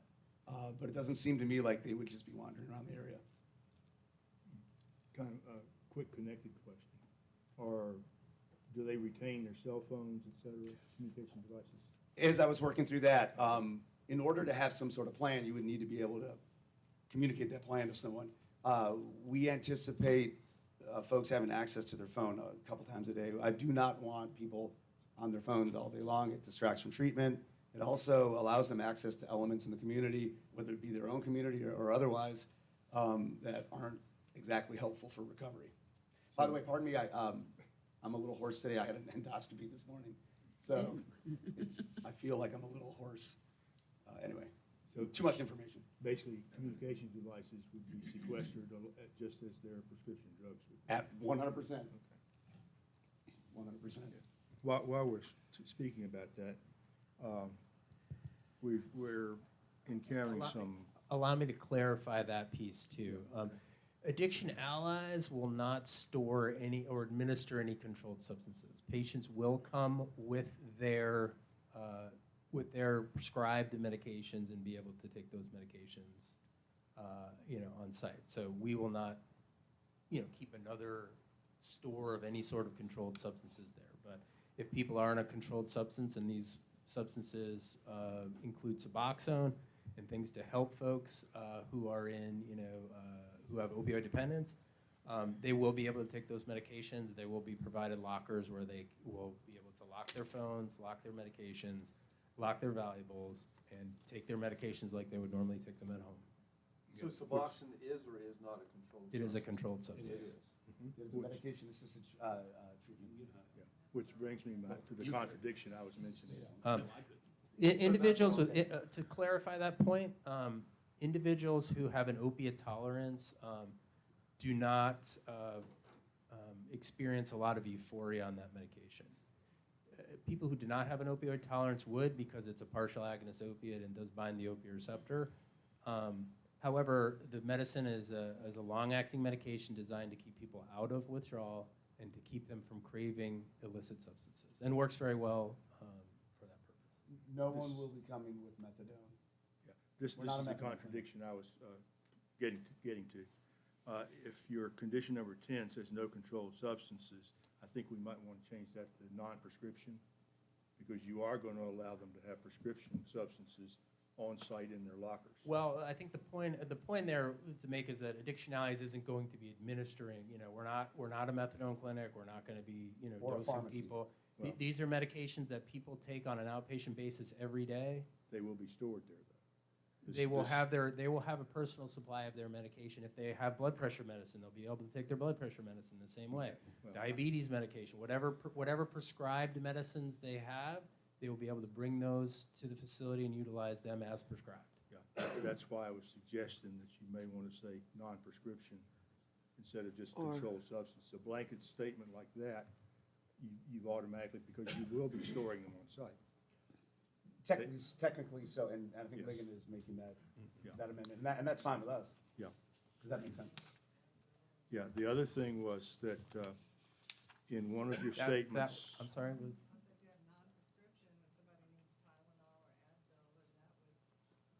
We're talking about controlled. Yeah, yeah. Right, controlled, right. Yeah, as opposed to controlled substances. All right, client store and self-administer, this may or may not present a contradiction with your Narcan administering. I mean, as part of your emergency management planning, Narcan will be kept in all occupied buildings, Actually, et Narcan, cetera. at the end of the summer, will be available over the counter. Yeah, that's just. So it will actually no longer be a prescription medication. And actually, you don't even need a prescription for it now. It's just kept behind the pharmacy counter. So you can request it. It's not scheduled. Well- It's not controlled. Again, the contradiction is simply that you're stating specifically medications are not housed, dispensed, or administered by the program. No, it says controlled substances. No, I'm looking at a different page. This is Yeah, on we don't- page 2 of your description of the program. Clients store and self-administer their own medication at this level of care. Okay, that was the original program statement. But if you're going to be administering Narcan, if that's necessary, then you will be administering a medication as part of it. That's Yes, wrong. on an emergency So, basis. that's a If needed on an contradiction. emergency basis. So Yeah. if there needed to be an exclusion of that, then Narcan would need to be included in that special use descriptor. All right. Any other questions from Well, the? I just would like to respond to that. I'm just thinking, the point of Narcan, from what I understand, is to save a life. This is true. And, I hear the jokes, and they are jokes, and I really am sorry, I have to repeat it. Oh, you just saved the life for them to do it again. Oh, that's horrifying to me. However, high school students are going to be allowed, as I said before, to have Narcan. Our nurses in our schools are going to have Narcan Because if by chance some person, for some other, whatever, or if you have a person who's taken their own drug, should by chance be able to do that, what's the point of having any problem with trying to save the life and having it available? I don't get that it's a problem. I understand your conflict, but I'm sure our lawyers can figure out a proper wording there. Well, that's my point exactly. Yes. You can simply add a phrase in. Yeah, there, just something. this I right haven't here. read it We're closely obviously enough. not opposed to. Except for emergency. Yeah, I changing mean, the you language. obviously want it. I'm just, yeah, I just want it in there. Okay. I want access to it. Any other question for the applicant? Okay. All right, thank you. You might stand by because and listen to, well, no, have a seat. I don't want you to stand this whole time, but that allows us to move to the public comment portion. Again, please come to one of the microphones, identify yourself, and please limit yourself to 3 minutes or less if you can. Any public comment? Okay, yes. And Ligon, can you put your little timer on the screen again for us? Yeah, sure. Thank you. If I run on, but I have a lot of questions that I think are worth everybody hearing, so. Try to phrase them as statements as I much will, as you can. definitely. Okay. Well, this is our only chance to ask questions. Yes. you said, though, right? So, Well, we've all right, had first two of all, my options. name is Andy Wenham, so, resident Madison County, born and bred Madison County. I will say real quick, the idea of the fence was great, except it funnels them right down my road, so it's, so one thing that helps one person doesn't always help another person so much, so. I want to say up front that I'm familiar with this issue, having served on a board that was facilitated to try and create a treatment center. I've visited a lot of treatment centers, so I'm very well acquainted. I appreciate your side of the fence, commissioners and supervisors. I have been a former county planner and a former county administrator, so I see it on both sides. I'm also the father of a son who is addicted to opioids. And so I was familiar intimately with these facilities that we're talking about or alluding to. So I wanted to make you aware of that as well. My son lost his battle and died in 2017. But he got clean in a facility like this, stayed clean and sober and productive for 5 years before he relapsed, and the fentanyl killed him. So I'm very acquainted. I'm also not a anywhere but my neighborhood kind of a person, although that's a factor here. But that's just not me. Everybody wants a prison and everybody wants a landfill, just nobody wants it in their backyard. So I understand that's an issue out there. But I have a lot of questions about some of the stuff that's been presented here, and some of them might be easily answered, but I think the documents, I mean, it's a great sales document in the sense that you're supposed to pitch it in a positive light. But it's always emphasized that this is a day treatment center. And I got to tell you what that sounds like to the citizens of Madison County. It sounds like a day treatment center. And in reality, you read between the lines and you read everything, and this is an overnight facility where it's estimated that 66% of the patients, by the numbers in here, will be staying overnight. It's represented the patients will come from our community. I'm sure Albemarle County needs this facility really bad there, so I don't know where they're going to go. But you guys are leaving Albemarle and coming to Madison. I doubt that there's any basis to say that they're going to all be from Madison. So we got to think of that in realistic terms. I'm going to bounce around here a little bit too, because I also want to speak common sense in this whole thing. I'll tell you something right now. This is a business for profit. There's a big difference in a nonprofit and a business for profit. By the way, God bless you for what you do. I want to make sure you understand that. But it is a business for profit. And a businessman does not buy $1 million plus piece of property with a 60-bed capacity without plans to use those 60 beds. And I'm telling you folks, once we step into this at 15 or 20 or something else, it'll be way harder for you down the line to say no to 25 and 30 and 40 and more. It really will. I've been there. At certain points along that juncture, it could actually turn into a legal issue for you if you choose to hold the line and you don't have the basis for holding that line. If it's a difference of opinion or how it's all administered. Sorry to be bouncing around, but there's so many little things that came up. I think also the easement. We talk about this easement. I don't know what a conservation easement. This gentleman up front asked about the restrictions, you listed the 3, but apparently there's 4. One is that this is a non-prescribed use under the terms of that easement. And that has to be addressed, and apparently it can be done fairly easy. And I ask you, if that can be done so easy, if this change can be done so easy on that easement, how hard is it to say you can build another building?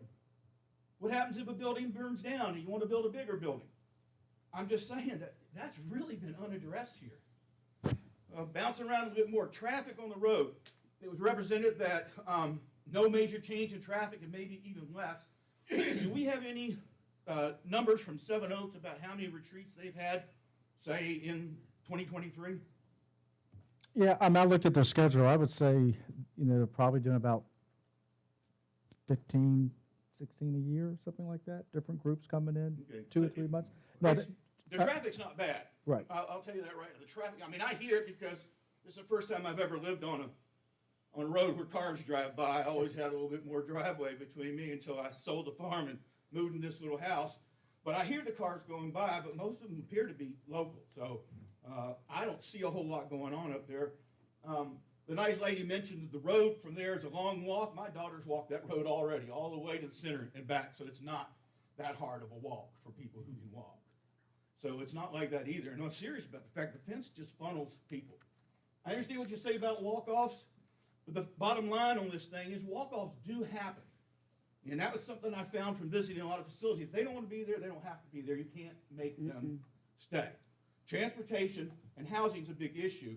The current program, I think they're motivated to not go up anywhere but that hotel because they need a place to live. And so that was a motivation. That sort of came out a little bit. They're being held by the fact they need some place to stay.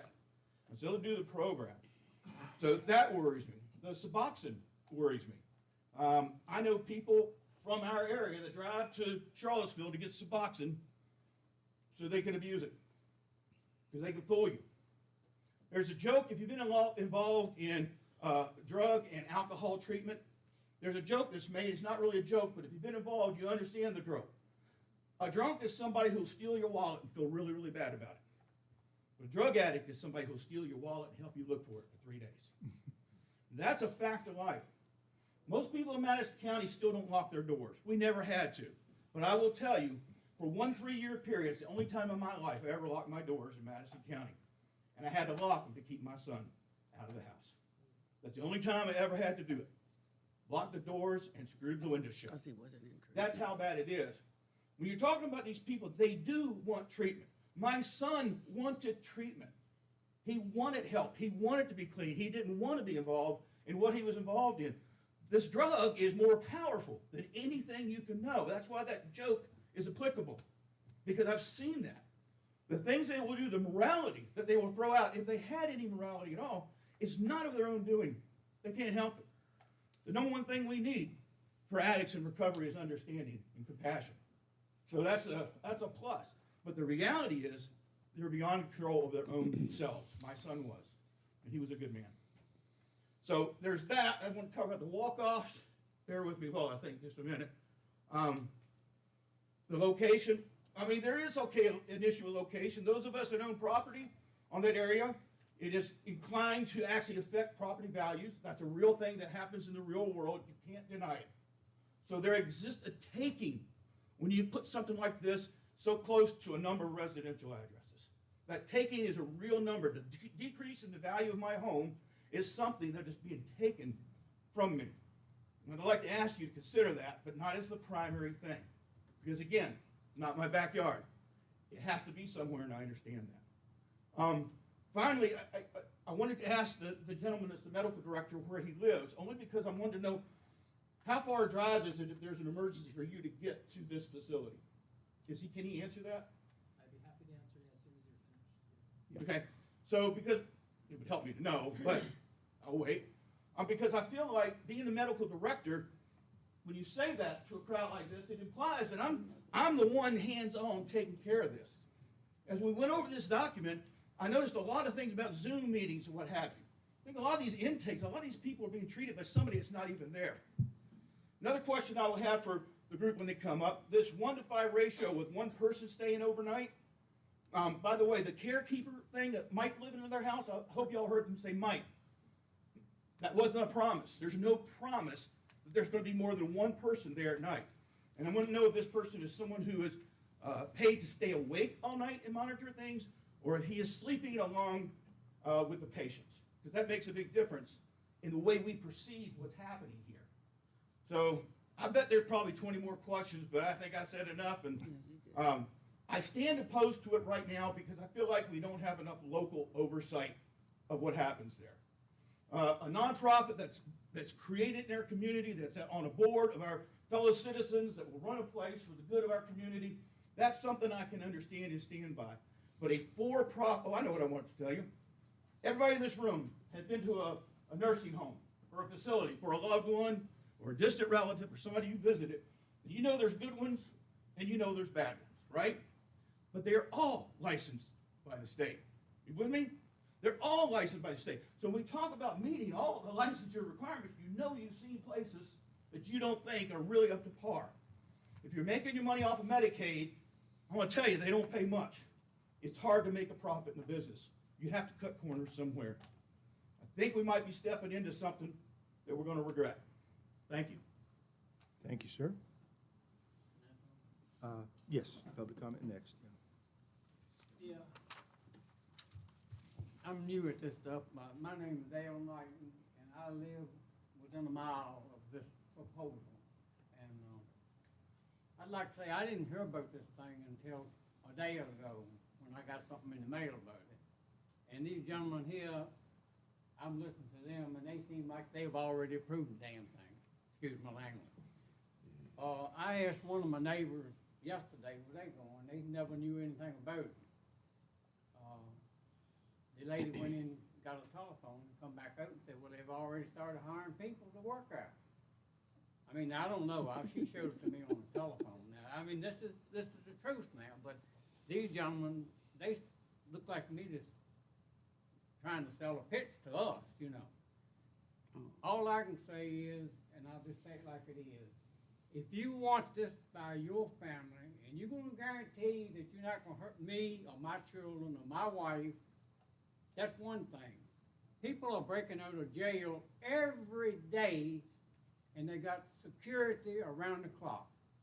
Now, how are you going to keep a drug addict in a place that you don't even have any? I just went through this thing about a month ago when my neighbor and his girlfriend was up there. She had some kind of a mental problem, and they had 5 and 6 deputies at that house for 2 days now just to get her out of there. They finally got her out of there, and they had to roll her up in a blanket and tow her out of there. Now, if you're going to guarantee, I don't care who you are, but these people working for the county, I thought they were supposed to be working for us. I'm talking about the people that live in the county and not selling something like this. That's about all I got to say, but, you know, if these people can bring people in here and they can, a mile, you can go through down in just a few minutes to my house. And do I have to, I got a permit to carry a concealed weapon. I haven't never carried it in my life, but I got it. And I probably put it on now, if this does happen. That's what all I got to say. If y'all can live with the fact that if this thing goes through, that my child or my wife or one of us not gonna get killed, you will have to live with it. Every one of y'all will have to live with it if you approve this thing. And I will be locking my doors. I have a 15-year-old That's daughter. about all I got to say. Okay, thank you, sir. Thank you. Okay. We'll get you next. Good evening. My name is Sarah McKnight. I'm a lieutenant with the Sheriff's Office. I want to start by saying I do not speak for the sheriff when I speak tonight. He is, however, informed that I am here. So our job at the Sheriff's Office, and I just want to say we're not opposed to programs in Madison County, but it is our job to be informed and to be cautious. With that, we've done some background, and we just want to present some of the things that we've learned, just so you all can be informed as well. So when we met with Mr. Manning, we asked about law enforcement present. He said he believes they've been out to the property at Berkmar Drive one time. There's quite a few calls out there to include a drug overdose, impersonation of a police officer, threats to staff, threats to patients, suicidal subject, a protective order services, sex offense, and a vandalism, all within the last several years. That's not a lot for a facility like that, but when you take into account that that's not residential, that's just at the day facility. Residential, they reside in hotels off-site at property. Mr. Manning himself said they've had problems with their residents at these hotels. Now, that data is not searchable for me due to HIPAA, and without knowing the patient's names, I cannot search that data. I, however, did search and found all of that information. That does not include fire calls, EMS calls, or anything additional. That's just law enforcement calls out there. I also want to just mention, they talk about it's all voluntary and everybody wants help. I agree, a majority of them do, and I applaud the voluntary. But there's also court order mandates for people that have to go there. If you're court ordered, you're not voluntary. You may willingly drive yourself there and get yourself there, but you're there because you're ordered to be there. It is not a voluntary program. That person decides at any time they don't want to be there, they're going to leave. They speak that people don't just walk off property. We're all in Madison County. There's no other option in Madison County. They want to leave, they're going to walk. There's a difference in Madison County. We're isolated. Seven Oaks is isolated. Their current facilities off of Berkmar Drive. Their hotels on 5th Street. You can walk to a corner and get a fast food restaurant. Those options are not available in Madison. So if they decide they're going to leave, they're going to walk. Additionally, they talk about transportation. While they were here the other day, they were ordering Ubers for their residents. We don't have those services in Madison County. We don't have transportation. We don't have taxi service. Those are other questions that we would have. What does transportation look like? They also mention they take a majority of their people don't have housing options. They don't have housing options. When they transition out of this program, our resources, the resources that will be helping them house, will our social services be helping place these subjects because they're temporary residents in Madison County? Will our benefits be those that are supplying? I don't know the answer to that, but those are questions that we had when we were looking into all of this stuff. And I know Charlottesville, my understanding is the program is transferring here. So they'll still have some clinical stuff in Charlottesville, but the main program is transferring to Madison County. With that, their current patients will be transferring. The region, when I ask which region they will be serving, because in the pamphlet they're talking about a region. The region is the state of Virginia, anybody who has Medicaid. So we might be providing services to someone who lives at Virginia Beach for 3 or 4 months, and then they go back to Virginia Beach. We don't know what that looks like. Again, as the sheriff's office stands, it's not that we're opposed. There's just a lot of questions that we would like answered as far as the details. It's a broad overview, but there are not a lot of details into what this looks like. So it's a great service to the county, but is it going to cost us more than it benefits us? That's the question that we would bring. Thank you. Thank you very much. Yes, sir, I think you were. Thank you. My name's Paul Teberger. We've owned the farm adjacent to Seven Oaks, just 200 acres just above it since the early 70s.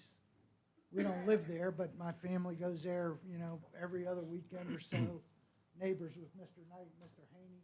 Never met Mrs. Tasinga, but I met her husband a couple times. As far as I think, we've all been good neighbors for many, many years. My concerns have been brought up already, but I'm going to reiterate them. You know, how can you guarantee the safety of my granddaughters and kids when they're camping out over the weekend? How can you guarantee the safety? My suggestion would be, if this is going to go through, hire a full-time security guard. You know, maybe that doesn't give them warm and fuzzies, but you know, emergency plan is great, but that usually falls in place after 911 is dialed. So, you know, what happens between the 20 minutes? Madison's a big county, you know. How long is it going to take a sheriff or EMS to get there?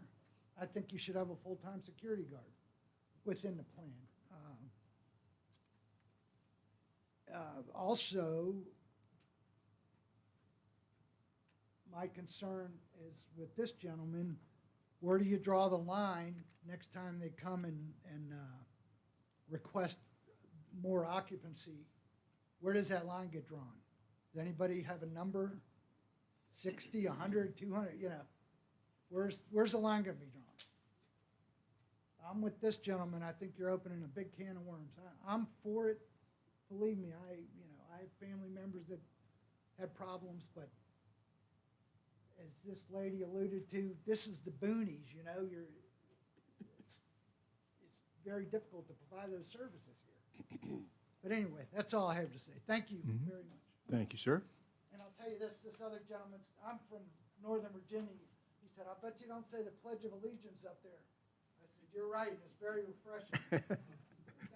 Thank you. Thank you. Yes, ma'am.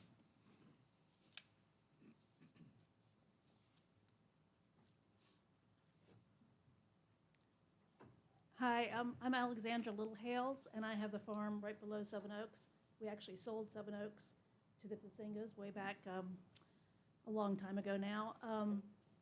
I have a lot of concerns, most of them safety. My house is, you cut through the woods and you can get there. There are actually trails cut on Seven Oaks that go directly to my property, so walking the trails is a concern. It's easier to get to the river if you go through my property, which, you know, over the years, people like to swim and tube and stuff, and with the retreat, you know, it's fine, they tube. Sometimes we have to give them a ride back up the road, but it's different if it's an opium addict. And I've had a lot of experience with addicts. I do have sympathy.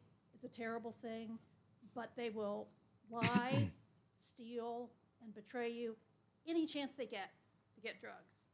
And that's just been my personal experience, and it's been with quite a few people I've tried to help. So I'm sounding harsh about this, but I don't want to live next to 60 overnight addicts right through the woods. And I feel like, as Mr. Wyndham said, property values, what is my property going to be worth? Because nobody's going to want to live back there. I mean, so what does that look like? Would you buy a farm right next to it? No, you wouldn't. There's no way. Not with all the property that's available. So I just think unless there's more security, you know, 24-hour security, like people just wandering the trails or leaving when they want to. I'm telling you, we've had weird stuff go on in that neighborhood. It happens. You can't get secluded enough to get away from people who are out there doing stuff. I mean, I don't even know what to say about that, but we all live in Madison. We all know it happens. So I just hope that you all take that into consideration, that it's going to be really hard on all of us that live near Seven Oaks now. Thank you. Thank you, ma'am. Other public comment? Yes, sir.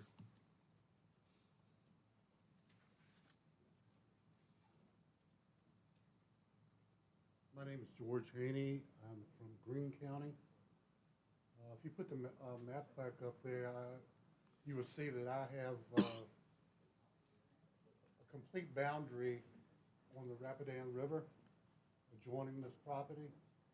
I also adjoin Dr. Sanzone's property. My property adjoins Alexandra's as well as Monsalvet. I have 290 acres in an easement with the Virginia Outdoors Foundation.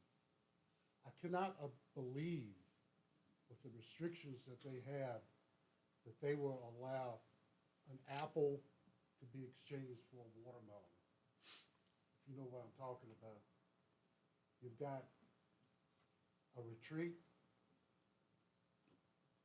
and you want to put a hospital there. Now, this does not violate the terms of the agreement between the original consignor is beyond me. I can't believe that the Virginia Outdoors Foundation will allow this. Let's talk about transient occupancy tax. Hospitals are exempt from the transient occupancy tax. You will get none of that. They're exempt from the meals tax. You'll be getting none of that. do I have to worry about wanderers coming onto my farm and sleeping in abandoned barns, sleeping in barns that are within, 100 feet of my house? Am I gonna have to carry a gun with me all the time? I don't lock my doors, but if that goes in, I'm gonna have to start locking my door. Because I don't want a junkie coming into my house at night. One of my good friends had a son who was incarcerated for 5 years. He was clean of drugs. My friend leaves the house, comes back a couple weeks ago, and he finds his son dead in the bathroom with a needle still stuck in his arm. 5 years clean, gets out of the hospital, gets out of jail, and that monkey is still on his back. Wanderers coming onto my property need to be aware that there's a lot of hunting that goes on in the area, and they may be mistaken for as a deer or some other creature. You can't tell me that these wanderers aren't going to happen. You can't stop people from leaving when they want to leave and get a fix. How many of you want to have this facility at your property, next to you? If you don't want it next to you, please don't put it next to me. My safety is just as valuable as yours. Thank you. Thank you, sir. Any other? Yes, sir.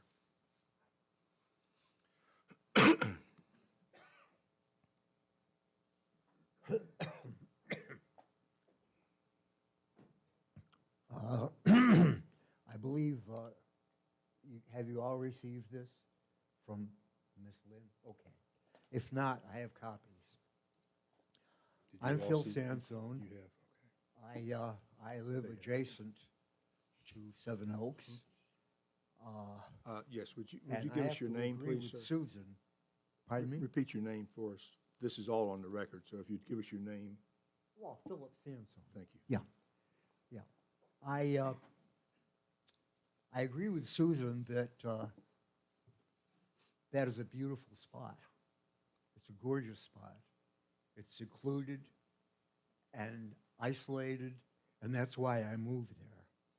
That's why I spent the last 30 years taking a cow field and turning it into a very, very beautiful area. Sometimes I think it's the only right thing I ever did. But needless to say, well, first of all, I'm a psychiatrist. I am, or have been licensed in both adult and child and adolescent psychiatry. I want to talk to you about the way I think things are going now. And that is that the government is pouring a lot of money into places like this, into places like drug rehabilitation centers, et cetera, because of the fentanyl problem that is a disaster in this country, a disaster.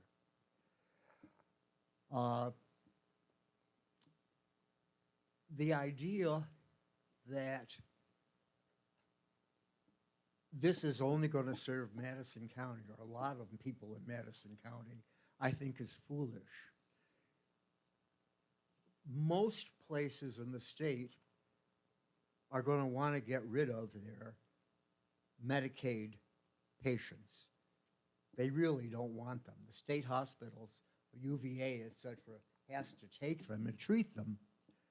But if they know that they can send them someplace else that's cheaper, they will. And that's going to happen throughout a lot of the state. We're going to end up with, they say, 30 people, 20 people, 30 people. That place is going to fill up like there's no tomorrow very quickly. And they're going to be Medicaid patients because I don't think private patients are going to really want to go there with that situation. I have to empathize with a lot of these people that I've been listening to.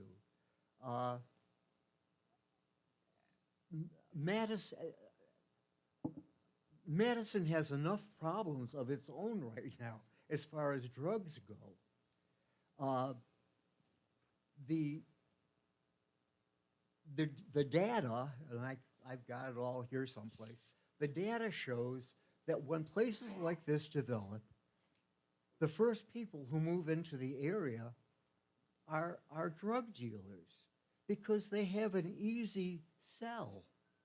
And it's easy, and especially in this place where people are just wandering around with hardly any supervision. I know everybody says that this is the first I heard that they're going to be supervised walks. Last time it was everybody was going to be free and easy and could walk the trails on their own and think deep thoughts. I don't think that's going to happen. Maybe, but I don't know. Once that happens, and this area is filled with more and more drugs, what is it going to do to serve the services that we're providing in other areas? The police and the fire departments, I was glad to hear that lady speak of it, but well, let me just see here now. I think in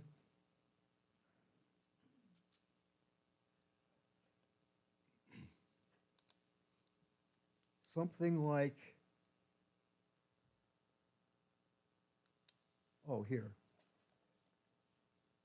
During a Halifax County Planning Commission meeting regarding a proposed substance abuse treatment center, one of the speakers noted that a similar treatment center in Galax had over 400 police and EMS calls per year during 2019 and 2020.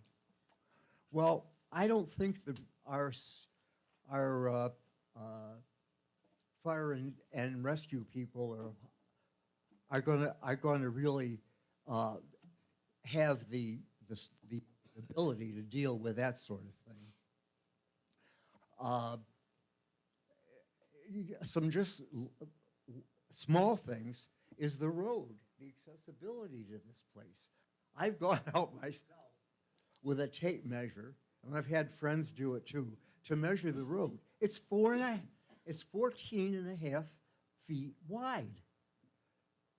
2 cars can't drive up it. You have to drive off into a drive-off to get one car past the other. No fire truck is going to be able to handle that. It's going to hold up everybody who maybe needs to get out from someplace else using that road.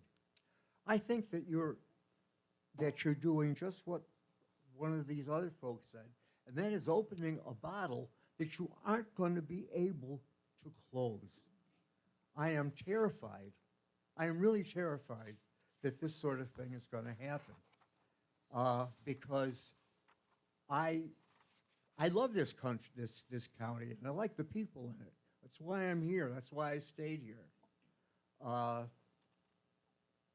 I hope you think these things through as clearly as you can. Thanks. Thank you, sir. Yes, ma'am. My name is Patricia Fry, F-R-Y-E, and I live about maybe 3/4 of a mile from Seven Oaks. I think many of the residents have expressed a lot of the concerns I've had about elopement, about methadone, Suboxone on site, the feeling that we kind of live in an area where we don't lock our doors, we keep our keys in our trucks, and this will definitely change the climate of the area. One thing that concerns me is that the state requires licensed personnel. And when I hear them speak of who's going to be on site with these patients, and I'm a physician, and I deal a lot with opioid addiction or other substance use disorders in my practice, I hear of someone who's licensed, who's a former addict, who has had a year of training, who's certified, and that counts as a licensed healthcare provider, and that troubles me. I have not heard that there's going to be any physician on site, any psychiatric nurse practitioner or nurse practitioner who specializes in substance abuse. So those are my concerns. I don't know how much confidence I have in counselors, and I've worked for Phoenix House. I've worked in California with kids, with adolescents who have had addiction problems. I have a sister and other relatives who have addiction problems, and I don't know how confident I feel with that many people on a facility, the way things are laid out, with the only supervising people there having 1 year of training after recovering from their own substance abuse issues, and also nothing about to where in recovery these patients will be when they're brought out here. And those are my concerns. Thank you. Thank you. Any other? Yes, sir.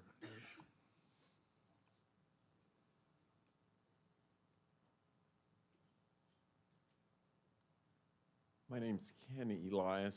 I've been a resident of Madison County for 35 years, and I kind of want to bring up the other side of this equation, the finances of it. If I start an Airbnb and I have residents stay over, I have to pay $30 a night to the county in taxes to support the services. Are these people going to contribute anything financially to this county for the emergency services, fire rescue, or anything else? Thank you, sir. Well, less than 3 minutes. Any other public comment? Yes, ma'am.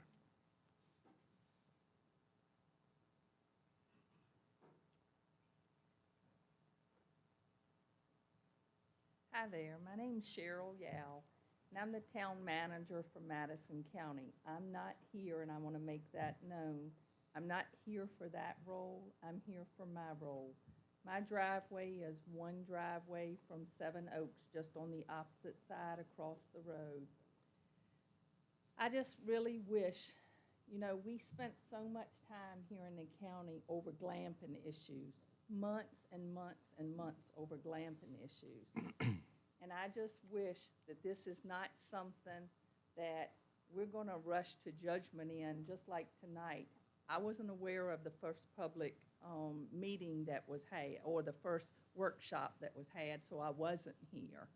But I'm here now because just like tonight, we're looking, and one thing says a ratio of 1 to 5, two other things said a ratio of 1 to 7, and yes, we can change it on the computer and things to say 1 to 5, but if something happens and this stuff is approved, then we need to have everything done ahead of time, not just a proposed, approved safety plan and things. We need to know everything, just like tonight when you're looking and we find out and it says absolutely, and I've double checked on it, no controlled substances, and we look tonight and it's no controlled substances by them giving, but they can bring all their controlled substances, any other psychotic medications or anything they may be on, may be able to come with them. I just think the more you look at this, then the more you may realize not everything is all out in the open yet. So I have lots of safety issues with it just because everyone knows somebody who's gone through this and different things. Just some of the things, like tonight when we hear Ms. McKnight say that they have had overdosing and how many calls they've had at other places and things, we just can't go in this with a blind eye thinking that, oh, twice a year somebody might get in a fight in the facility. And it might not be, that might be all we're expecting when there was so many issues in the other places there. And one of the other things I would say, besides not rushing and things, is we need to have all these, all the questions and things should be answered and should be in writing and things before something would be voted on. One of the other things that I wanted to say is, and I know nothing is ever perfect, like one of the other people stated, the doctor in front of me, is you have someone, and say it's beside your house, Faye, and you have children and you have grandchildren or whoever living in your home. Do you want a facility like that has the people at staff at night when I'm at home by myself with my daughter? Do you want them only to have somebody who's been out of drug rehab for 1 year and has taken whatever kind of class they need to be certified to working with these people at night? And then, you know, you hear something about this person is going to be here, this person's not going to be here. Somebody medically would have to be at that facility other than somebody who is a peer counselor to them that's taken a year-long class or gotten certified for a year in that. Just, to me, not all this stuff adds up. And no, I don't want it beside me, but I'm preparing that if they have to do it, we need to take time to do that. And the last thing I want to say is, I know so many of you on the board, and I know you have children, grandchildren, and great-grandchildren that I'm friends with and things. I just want to say that if you think it's okay to put it by my house with me and my children and grandchildren, then think about it if it was you. Would you be sitting up there or sitting in the audience and you be okay with it if you happen to not be on that board tonight, but you think it's okay for us? Because look at it as to what benefit is it bringing to our county? And I know Mr. Singa, who's selling it to them or with the option to do that, I know that she has the ability to sell it to them if they get all this stuff worked out. And she says she's happy and she's going to be living in the middle of it. Well, if my property was $2-point-something million and I was getting it, I'd be pretty happy to stay there too, till I could put it up for sale. So I'm just, and I'm not meaning that to be facetious because I don't know her. I've lived there for 30 years now. So I'm just saying to you is, think of all of it and put yourself in our shoes and what it's going to do to the county. What benefit are we getting from this? Yes, we need them, but there's a lot more places that are better equipped and have paid volunteers for the fire, or paid staff for the fire departments and different things that we may need. So I just want you not to rush to judgment and to think about all the issues and maybe the issues that haven't been brought up tonight that we're not aware of. Thank you. Thank you, ma'am. Any other public comments?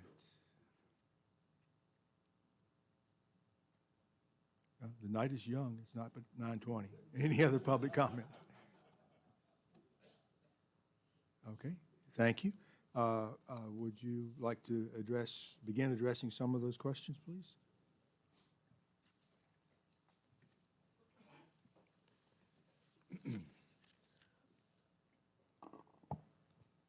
Well, there certainly is a lot of concern. I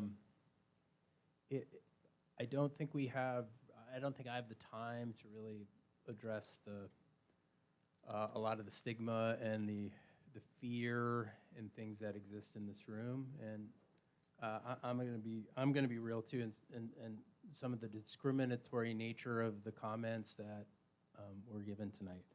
And I don't mean to insult anyone. I currently take care of a lot of the citizens in Madison County who have drug and alcohol problems. I'm not sure that there's any place for them to go in Madison County. And I take care of those people in Charlottesville, okay? Those people have families. They have children of their own. I've heard everything tonight from, we're afraid my grandkids are going to get accosted, or other people referencing shooting people if they come onto their property.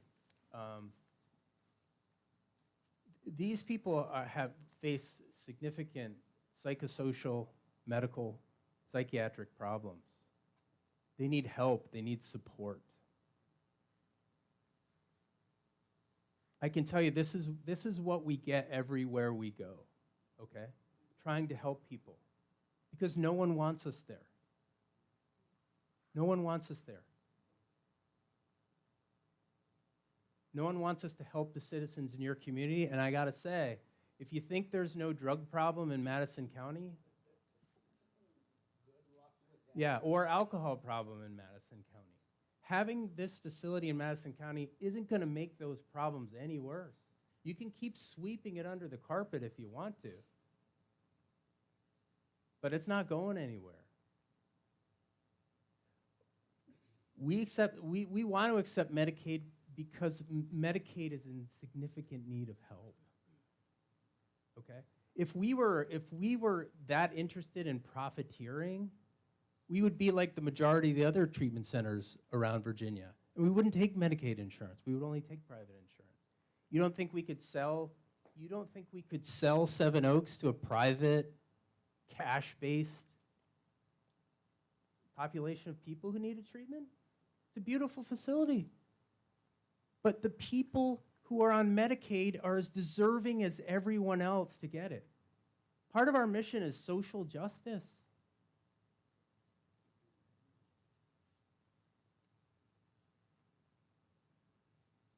These people have children, families, loved ones. They are very deserving of treatment and support. I've taken care of literally thousands of people. I don't carry a gun. I would dispute the officer's charges. My clinic services hundreds of people, hundreds. It's not just the PHP and the IOP program. Some of those calls you may have mixed up with the hundreds of people that we take care of from a clinic perspective. That's what I'm saying. Like, clinic is the same address as our program. And the statistics that I provided the emergency management group were the statistics that were associated with that program, the PHP program and the IOP program.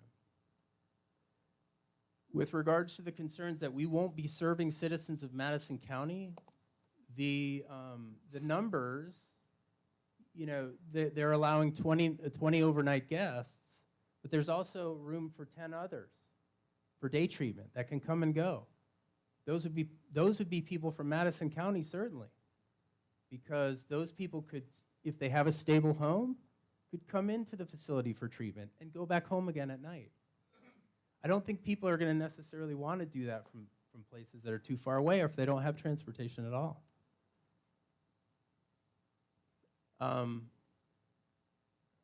So that's the main point that I wanted to make is, I don't think I'm going to be able to fight the fears and the stigma that's associated with drugs and drug treatment. I'm going to continue to do the best I can as a licensed medical professional who's experienced and licensed to do this kind of treatment. I'm going to continue to do that because I swore on my sister's grave that I would help as many people as I could when she died of her alcoholism. And for as many of the fears, I wish I could have invited how many people that our services have helped and reached, and how many lives we change on a regular basis. How many people we've gotten, how many people we've helped get their children back. How many people we've put back to help get back to work and get their lives back on track again. All I heard tonight was pretty much, stories about, just people wandering around and stealing things and break-ins and in these kinds of things. There's another side of that's generally an untreated reality. I disagree with you. We don't want to Sure. devolve into I'm gonna, conversations here. Thank you. That's pretty much all. That's pretty much all I want to say. I'm gonna hand the microphone to Willie because he'll probably do a better job at talking about some of these issues. But I know he's probably has some. I don't know. Doc, I think you did a pretty good job. Doc is right. We come up against what could either be called concerns or could be called other words, depending on your point of view. You know, people feel the way they feel about this issue. I think we all know deep in our hearts that there's a huge problem in this community and every other community in this great country.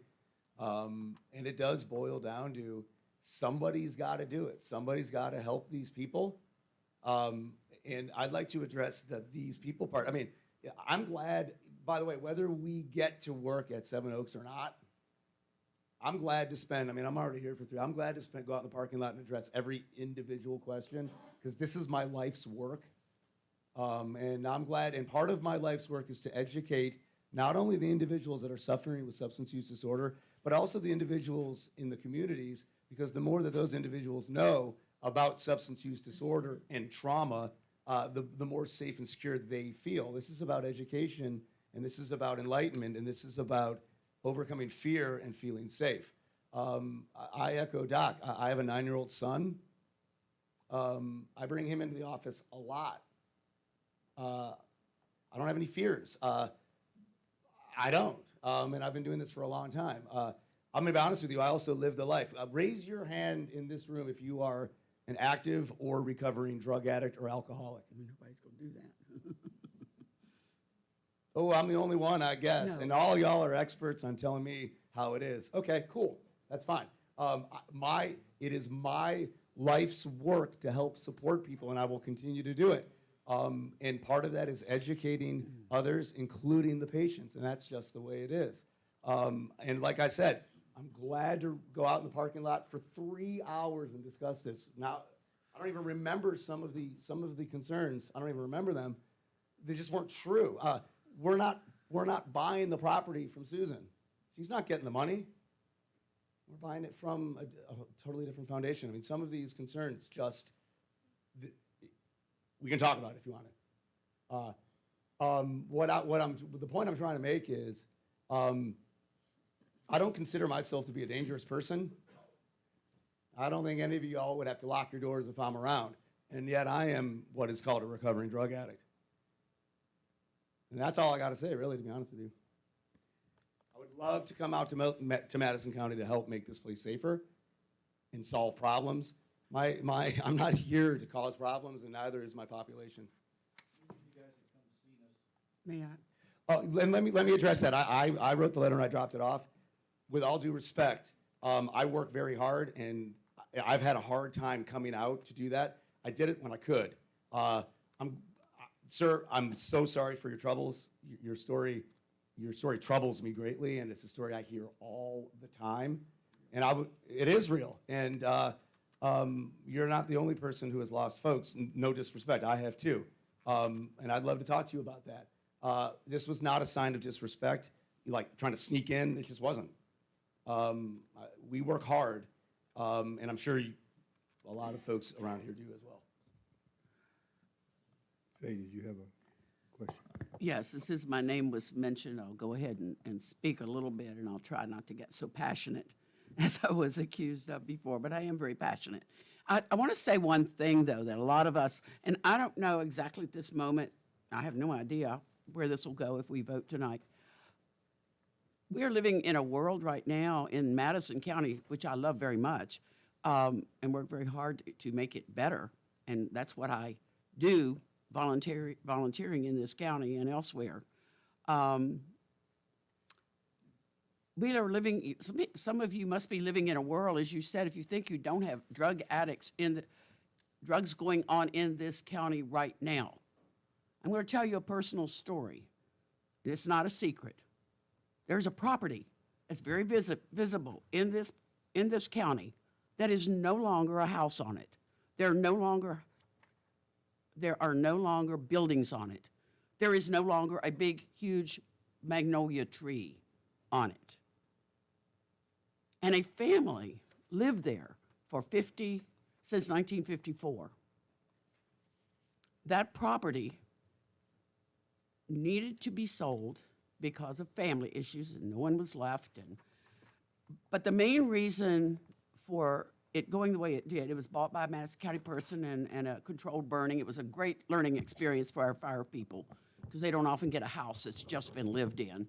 They always get the ones that are, dried out and not lived in and all. It was a great learning.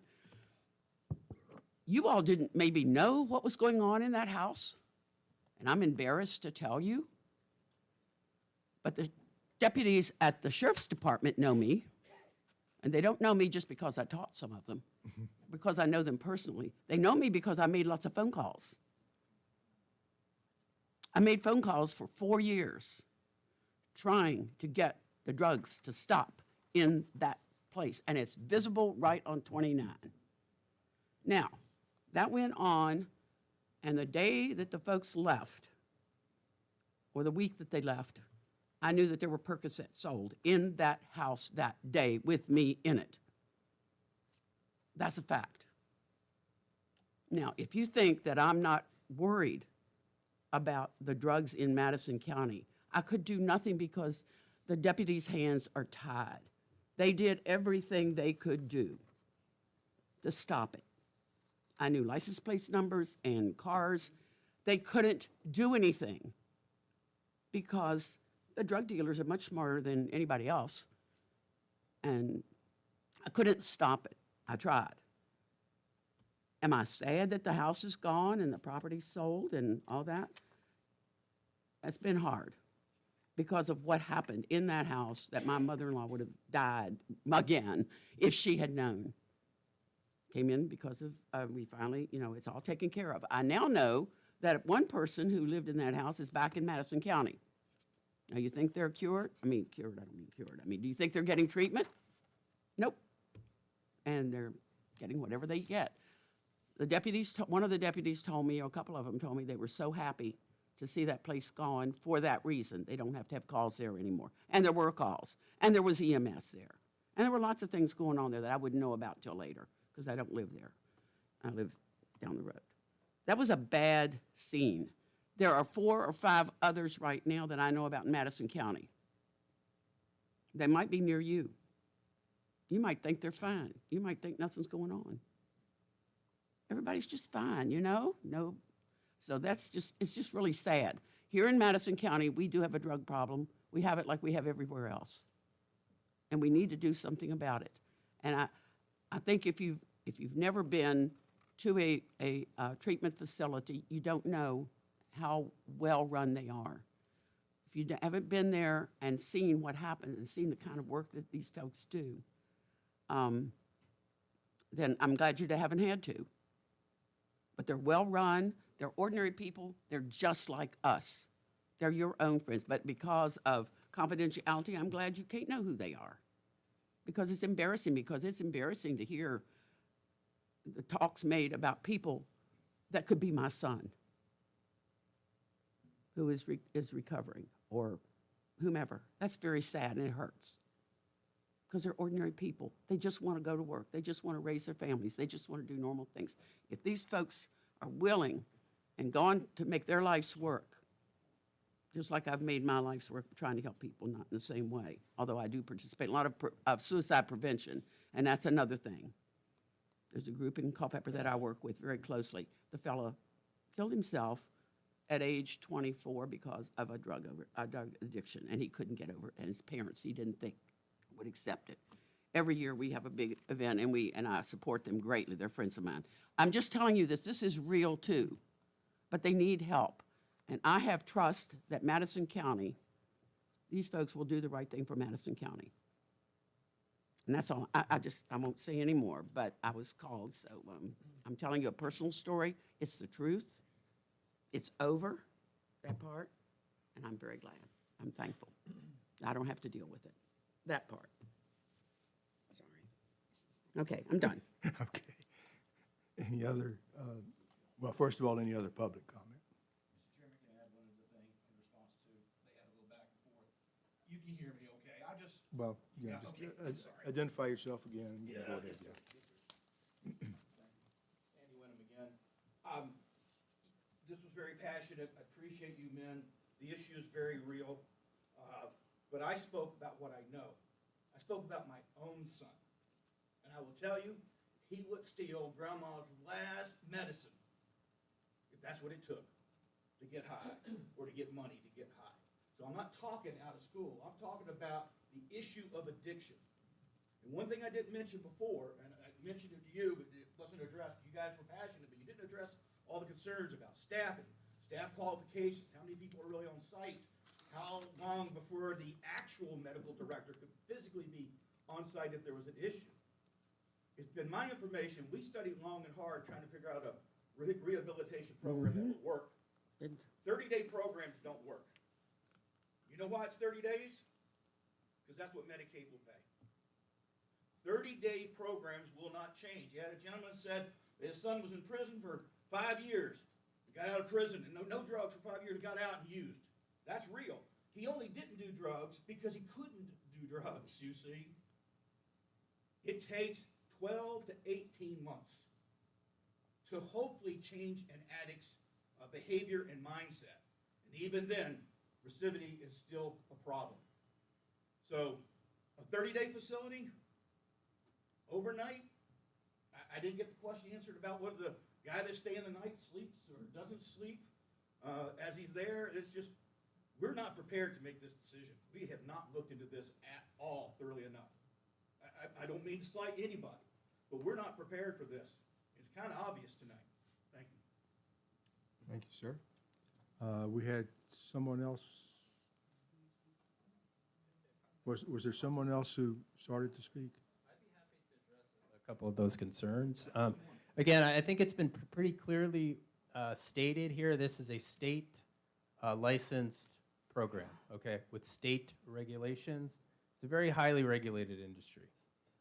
We've been very clear about, you know, that we were going to have licensed peer recovery folks with a ratio of 1 to 5, okay, on property.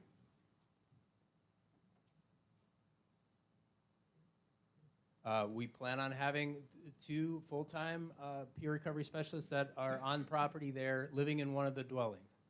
There will be a female dorm and a male dorm. The female dorm will have a peer recovery specialist in it at night. The female dorm will have a peer recovery specialist in it at night.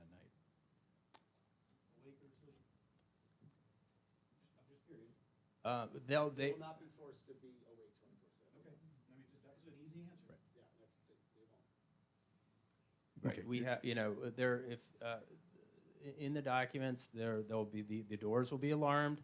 If they open at night, it will alert the staff that someone is leaving the facility or going out of the facility. So it's not, you know, we don't plan on just running a, a willy-nilly facility. We're under state, regulations, and we want our population to be safe. I think you've heard tonight that, we're willing to go well above what, the industry considers to be standard, to try to prove to Madison County that we're interested in doing things the right way. Thank you. Did you wish to speak, sir? Yeah. My name is Kent Peterson. I'm also a medical doctor, and I have trained thousands of doctors in addiction medicine, so I know about the problem. I spoke at the planning meeting before, and I mentioned that we are, of course, experiencing a nationwide epidemic of overdose deaths. I looked at the statistics for Virginia, and Virginia is way above the national average in terms of the number of deaths per 100,000 population. So it is, as you say, a pressing problem. In this county, it's a pressing problem everywhere. I think the proposal that has been discussed has some very definite limits that many of you have not recognized. The open space easement puts very stringent limits on the amount of square footage that can be built on the property. And as Susan said, that's pretty much very close to what has already been built. So it's not a property which can grow and grow and grow because it has built within the framework of the open space easement. I served as the president of the board for more than a decade at Seven Oaks. I mentioned that tens of thousands of people have come to Madison County for personal healing at Seven Oaks, and they came to Madison County. They stayed overnight here. They paid overnight tax. They bought meals. We hired your local people, and there have been very positive relationships. As far as the people who came, many of these people had addiction problems. A great many people come for personal growth and spiritual development because they have addiction problems. But I'm not aware of a single incident in 50 years where anyone wandered off of the Seven Oaks property and went to a neighbor's property or created or caused any problems. There were a lot of incidents where the neighbor's cows came across the river and trampled on Seven Oaks property, but that's a whole different story. Now, of course, the people in acute treatment for addiction are a different group of people, and they are going to need extreme close supervision. But I think there's a lot of fear about these people wandering off. What you said in the previous meeting was that these are not violent people. Addicted people have a lot of problems, but one of them is not anger and violence.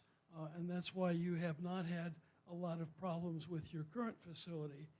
I think the staff had proposed a very gradual approach of starting out with a very small program of 20 people maximum who can stay overnight and an additional 10 who can stay during the day. That's a very small start. And I think that they have to prove to you that this will work, that it will be effective, that it will be safe, that there will not be problems with emergency services, there will not be problems with people wandering off. And if there are those problems, you're obviously not going to let it grow bigger and bigger and bigger.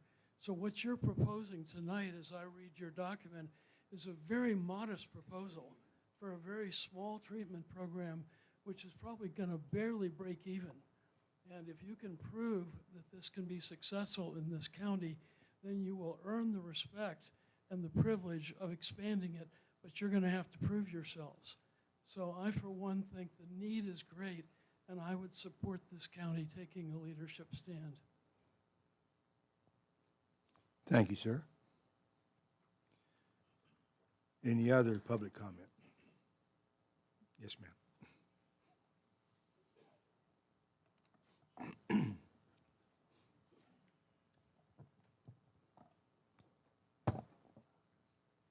I'm Nan Coppage, and I live near Etlin. And, I had a history of 35 years with the Department of Social Services, and then 9 years on the Planning Commission. And I'm so sad that I'm not sitting up there like y'all right now having to make a decision. But you've heard everybody in here knows somebody, has a family member that knows they have a problem. And I can see they're concerned, maybe you don't want it next to you or in your backyard. But what kind of help are these people supposed to get?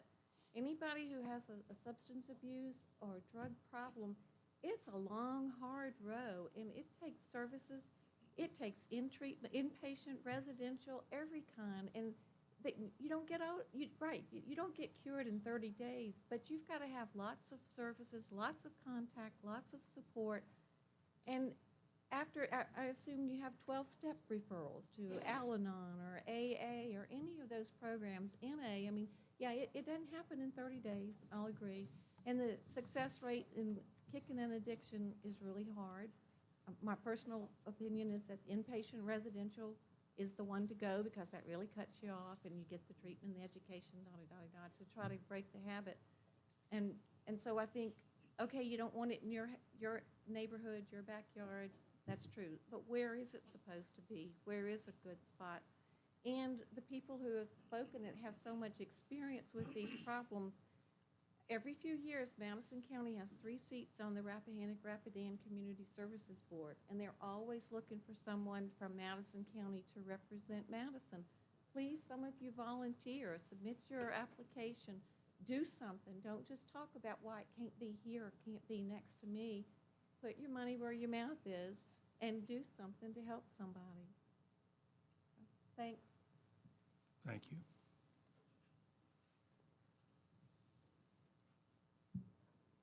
Okay, any other public comment? Yes, actually, I'm the one person online, Tracy Gardner. Okay. I wrote Economic Development Tourism, but I'm not speaking on that. I have intimate experience with researching, actually looked over the weekend, during my 5 years of sheer hell with my recovering heroin addict of a daughter. I researched 42 facilities. Actually, she was in 7 of those. And I'm a member of a group that's called Families Anonymous, actually, and asked my peers the question about addiction allies, and they do have a good reputation. The wanderers people are referring to, they should be concerned about the ones on 29 that I see daily. And if you think this is going to bring in drug dealers, you definitely are not familiar with your surroundings. That's just a naive stance on that. The most effective that I've seen is peer-to-peer. That's kind of what they're talking about. Recovering addicts themselves are great for people that are new to recovery. It's not a small thing, and my daughter overdosed 6 times that I'm aware of. And I am Facebook friends with Robert Hobbs, who wrote Living and Dying with a Heroin Addict. It is a 97% relapse rate. So that's why we celebrate every single month, and we're at 28 months now. So I am offended by the terms junkie. All of these things, these people are parents. They should be commended for trying to get help, not condemned for it. And like we were saying, this is not a detox facility. It's a totally different animal that we're speaking of. I'll stop there. Thank you. I'd like to speak. Yes, ma'am. Just very, thank you. Can you hear me? Is this Yeah. on? Okay.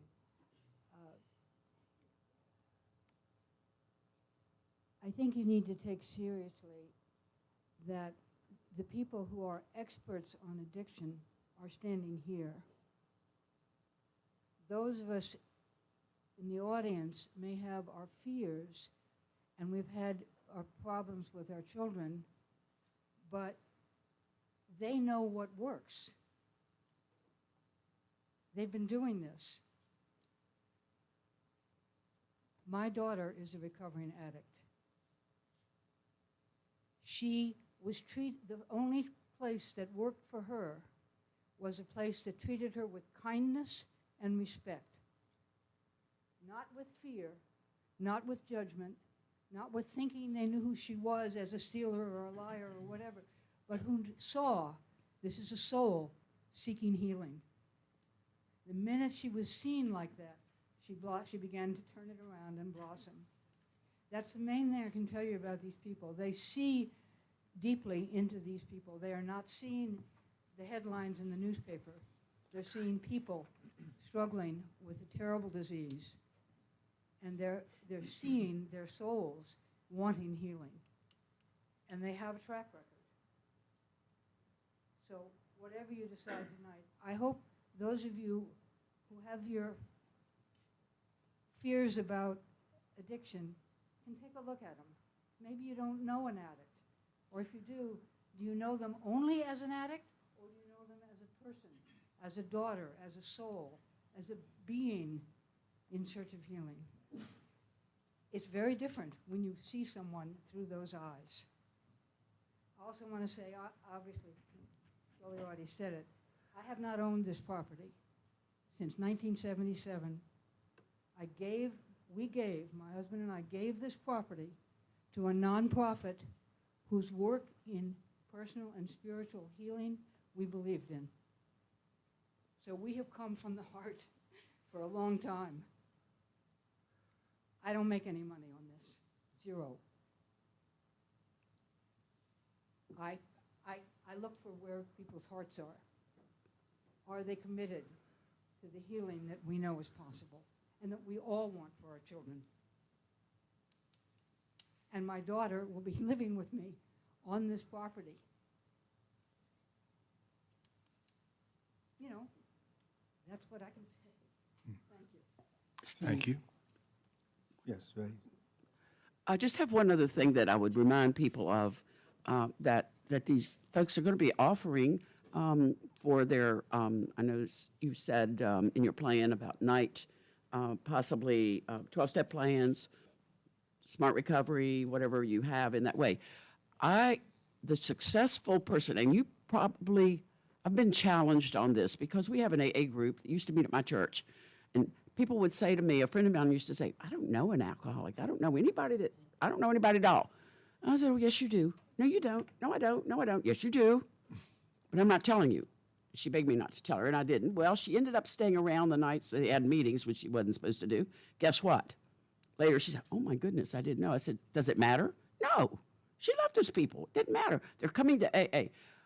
That was the group that meets at my church. But smart recovery, AA, any of these programs, 12-step programs or whatever, you stay in them your entire life. I know the people that are what do you call them? Who's the person that takes over, helps another person? Yeah, they're in it for life. They've been clean 35 years, but they're peers to the people who need the help and the people who are willing to go. And if it works for you, for the addict, if it works for whatever you're addicted to, and even all the other addictions besides just the things that kill us really badly, those are gone, they're forever. You don't cure it. It's like a lot of other things we all have. It never goes away. We learn to deal with it. And if you're an addict, you hopefully will get help. And that's what I'm hoping I see from here is a spot. We don't have any place here. And we have someone that needs help that perhaps our loved one could go to. And I admire Tracy very much for sharing her. I know what story she went through, and I've, of course, been through similar too for a different thing. It just doesn't go away, but you don't stop loving your child. And when I hear my family member spoken of as being those people and junkies, and it hurts greatly. They're our children. And they got that gene maybe from one of us, so who knows, you know? But the bottom line is we're helping them, and we're trying to help them. And I hope those those programs like your support programs will become a fruition. Maybe you could be the avenue for that for our local people, because we don't have anywhere to go. Thank you. One thing about Addiction Allies, we're not just a 30-day program, okay? You know, we have comprehensive outpatient support services. So folks who are local, who need that higher level of care and go into a facility like Seven Oaks, can come out and still be supported. We understand this isn't a 30-day fix. What you guys don't see is the way that we support people in Charlottesville. Okay, we put people in our intensive outpatient programs and continue to house them at our expense if they need that. This isn't all about maximizing profit as it's been suggested many times here. You don't see the patients that we see who don't have the ability to pay us, but yet we continue to treat them.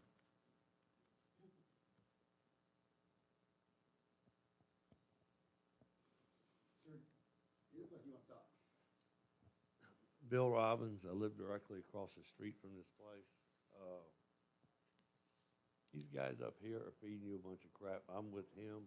I've had 2 kids that's on drugs. Thank God both of mine are still alive. There is a lot of violence involved with this. And they keep saying it's not. And if they're honest with you, they will tell you that. I've been sitting here listening. I wasn't going to say nothing. But these guys ain't talking about none of that. That man over there lives right next door. He's an elderly guy. What's he going to do with a 25-year-old that wants money for drugs? He's going to go take it. Probably hurt the man. It ain't in a very young area where these guys can defend themselves. There's a lot of violence. I've seen it, been there. I have 2 kids I went through it with. 30 days ain't going to do it. 6 months ain't going to do it. I had my son locked up for 2 years. The only way I got him clean was it takes at least 2 years to even think about it. And a lot of support. There's a lot of violence involved in this. And if they're honest with you, they'll tell you. Thank you, sir. This is the last thing I'm going to say. You can't address nor overcome fear with just information and talk. It takes action and experience. My phone number is in that packet. Reach out to me, text me, call me. I'll glad to talk to you about what we do. All of these issues cannot be addressed in the course of even 3 hours. My phone number's in there. Use it. I'm glad to talk to y'all. I have no problem doing that. The only way we're going to prove to the citizens in the county is to do what we do and do it professionally and do it well, and the results speak for themselves. I mean, that's all I can do. And this is the last thing I'll say. I just want to echo Willie's statement. Whether or not we end up at Seven Oaks or not, I'm happy to help Madison County. Be it treating patients in my office in Charlottesville, or you may or may not be aware that there's going to be a significant amount of opioid abatement money coming into the counties as a result of the lawsuits. Okay, this is an opportunity for Madison County to use that money to help people with these problems. And so you may need guidance. You may need additional questions answered as you look at those monies and want to set up services to help your county. And I'm happy to do that, regardless of whether we're approved to operate at Seven Oaks or not. Thank you. Can I ask you Yes, a couple questions first? Sure, yeah. If you would like to respond. So a couple things that have been brought up as they were going through. One was, so do you take court-ordered patients? That was one of the things that were brought out. We take anyone, our mission statement is to help anyone in our community that needs help regardless of their ability to pay. Are they court-ordered? Are any of them We have, court-ordered? we work with the courts, we work with drug courts, we work with anyone who needs help. So yes, the court-ordered folks are included in that. Okay. Secondly, transportation of the patients was kind of brought up. Can you expand on that at all?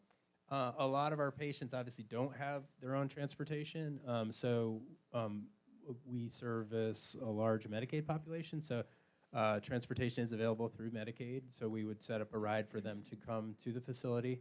They would be dropped off, and at the completion of the program, we would call them a Medicaid cab to bring them home. Again, if they had an outpatient doctor's follow-up in Charlottesville, we would call them a Medicaid cab to come get them and bring them to their doctor's office. If they decide to leave the program and they're not happy there, we would get them a ride back to wherever they would like, wherever their home is. So, did that answer your question? I think probably so.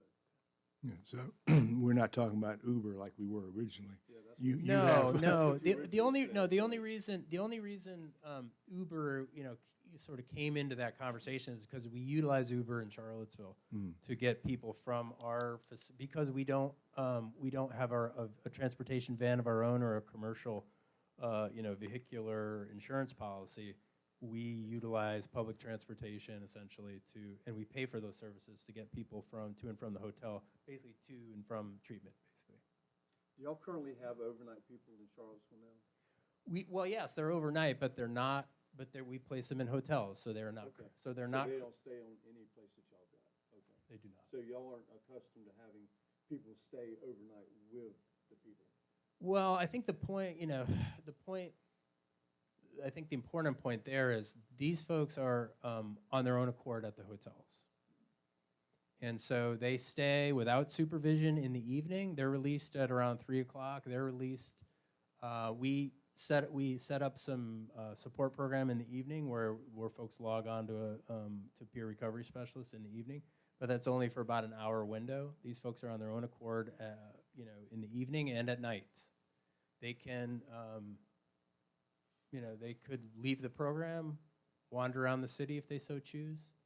And that's what we're kind of talking about. No, right. That's what I'm saying. But like at Seven Oaks, things are going to be different because we are going to have, overnight staff supervising people. Which brings me to my next question. Is your overnight staff, being you don't have any overnight staff right now, right? 'Cause they're not Correct. there. So your overnight staff, you mentioned that they were Peer recovery specialists. correct.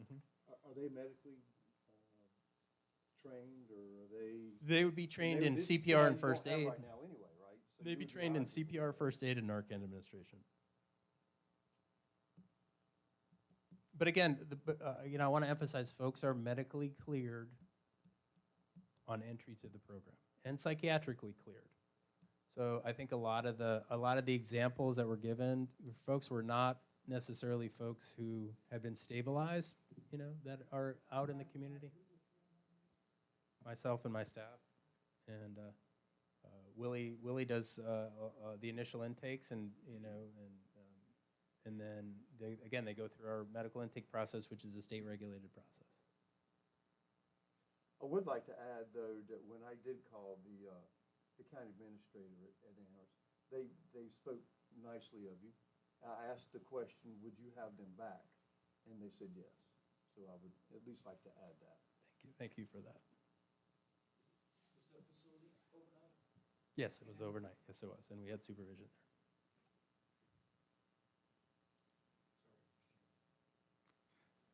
I'll just add, just for what it's worth, that, the conditions in Amherst that Mr. Snyder was able to get, they were just these right here, worded a little differently, but that was it. So just for what it's worth.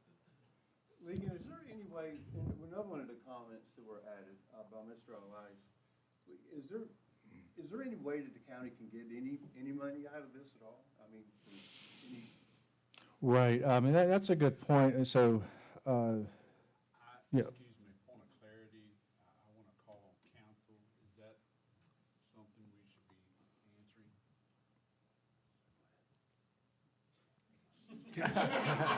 I think at this point, no is the answer. Yeah, I think it's from a tax revenue. From what taxes? Phrase the question. In terms of tax revenue, what can we get?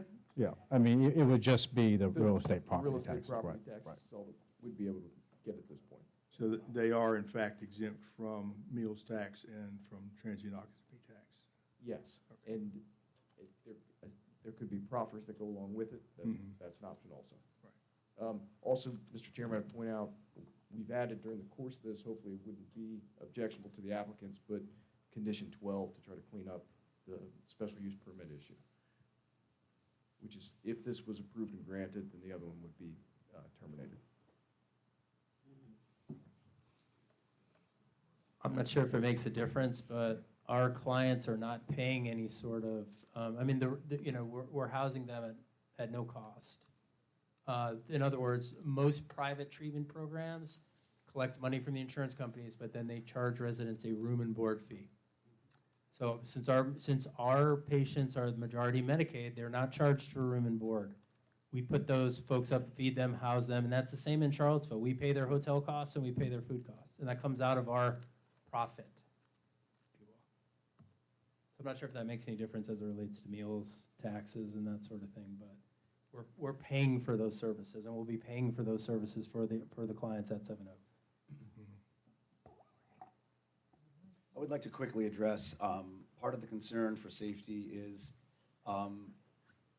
wandering and violence and theft and menace and what have you. There are different levels of care in both mental health and substance use disorder treatment. There's very low levels of care and there are very high levels of care. The high acuity, no one is supposed to be brought into substance use disorder if they are straight up psychiatrically unsound. That's a different ballgame. We are a middle of the road level of care, and part of the state mandated and regulated assessment process, which starts and pretty much ends with me, is to determine who is fit for this level of care. And what is our first concern? It's always safety. I have a vested interest in bringing safe people into my program because I don't want to get hurt. Who would be the first person to get hurt if I had a dangerous person in the program? It would be the person sitting across from the individual, and that's me 4 days a week. I have a vested interest in bringing in safe folks. They are screened for psychiatric stability. We ask the state mandated questions about suicidal ideation, homicidal ideation, legal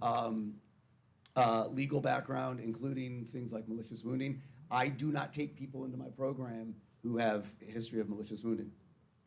And that is like aside from attempted murder, that is the violent charge that we want to work. So I have a vested interest in keeping the program safe, if not just for self-preservation, but also to make sure that, you know, currently our neighbors at Berkmar are safe. I'm a social worker by training, which means I have professionally vowed an ethos of no harm, and that includes to the community.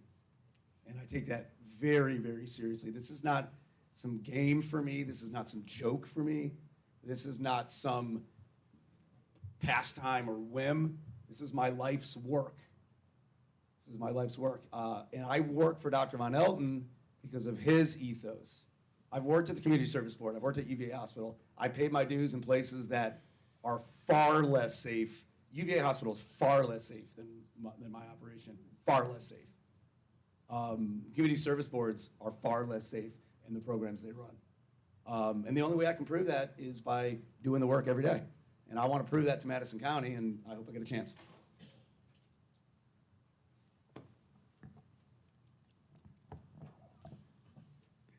Any other comment or discussion from the planning commission? Yes, sir. Yes, sir. I think you're still in the public comment period. Okay. If you were terminating public comment, terminate public comment and then turn it over to the board, to the Good planning. point. Okay. In that sense, any other public comment at this time? Can I have one more time? You can say no. And I can No, say no. it's only a little after 10. Go ahead.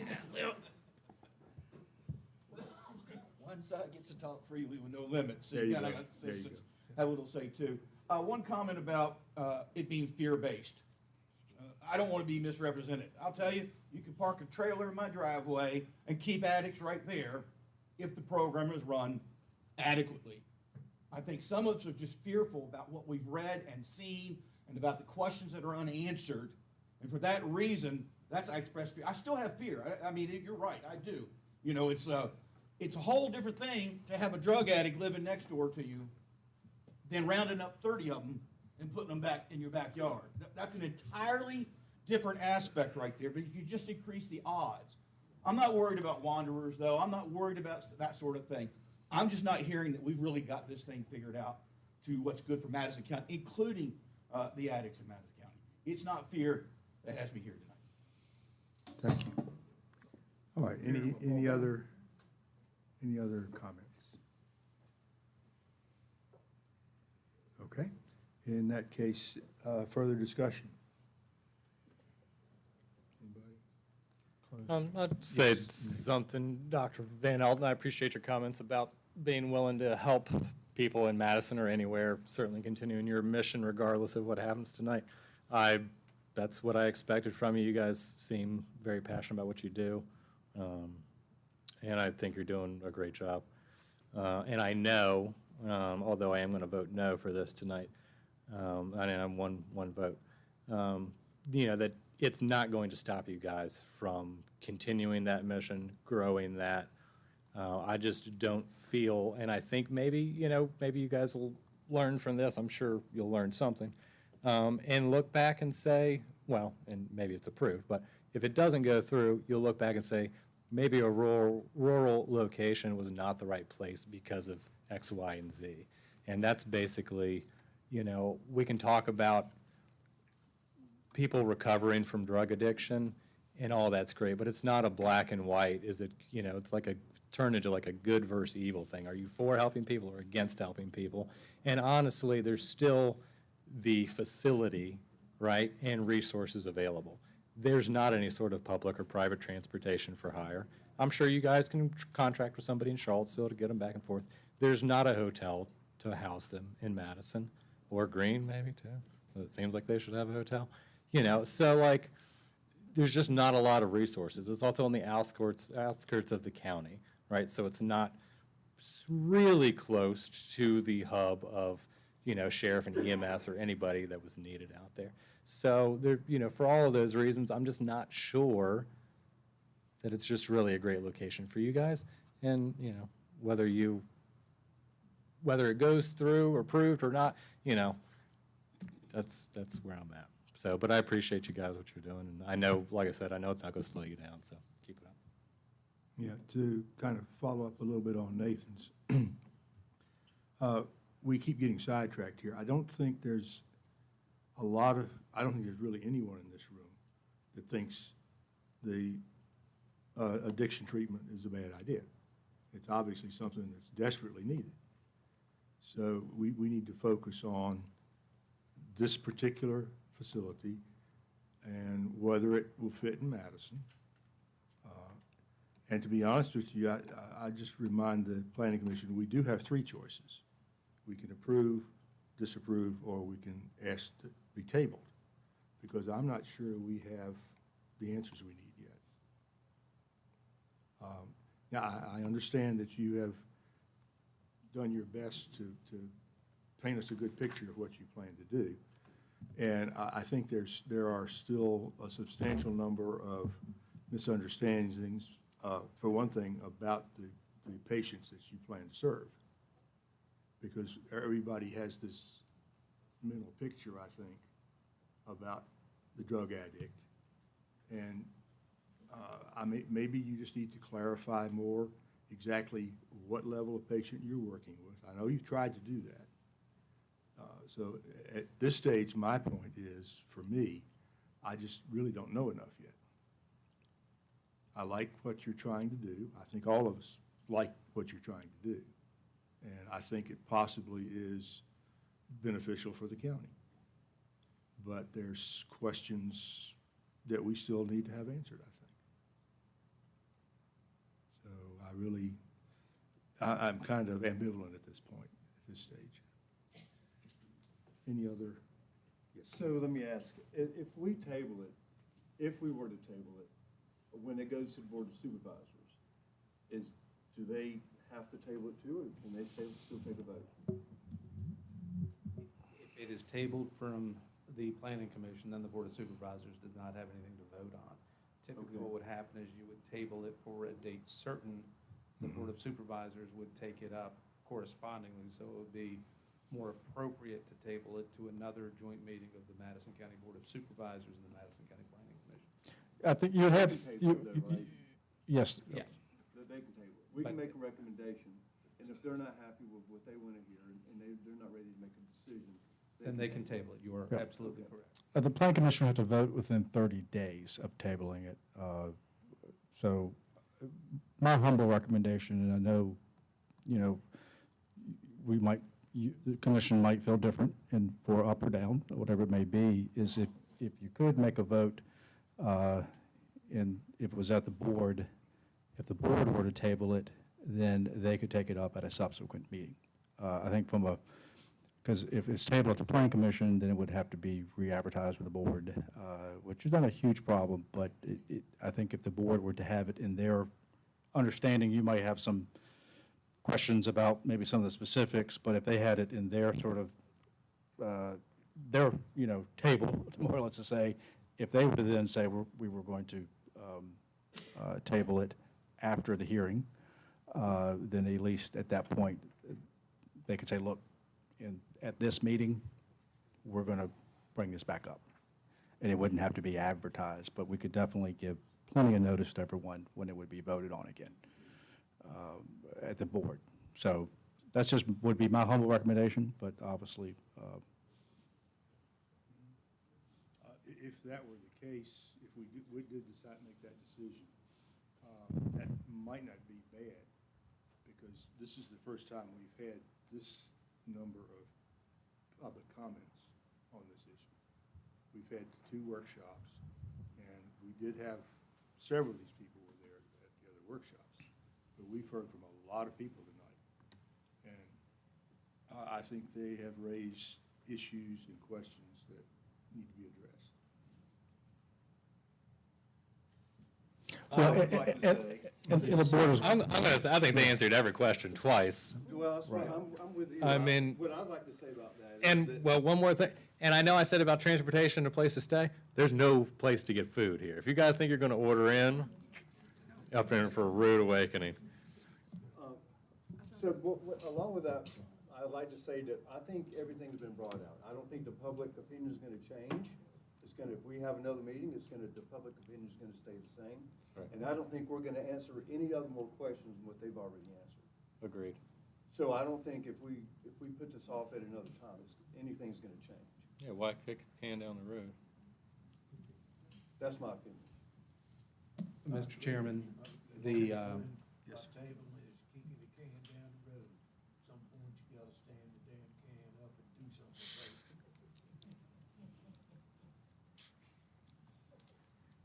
about it. Mr. Chairman, in terms of what your options are, you can recommend approval, you can recommend disapproval, you can defer. The Board of Supervisors has the opportunity to act on your recommendation, and the Board of Supervisors can affirm what you have chosen, or they can go in the opposite direction, or they can table it. So those are the three options you have. Any further discussion?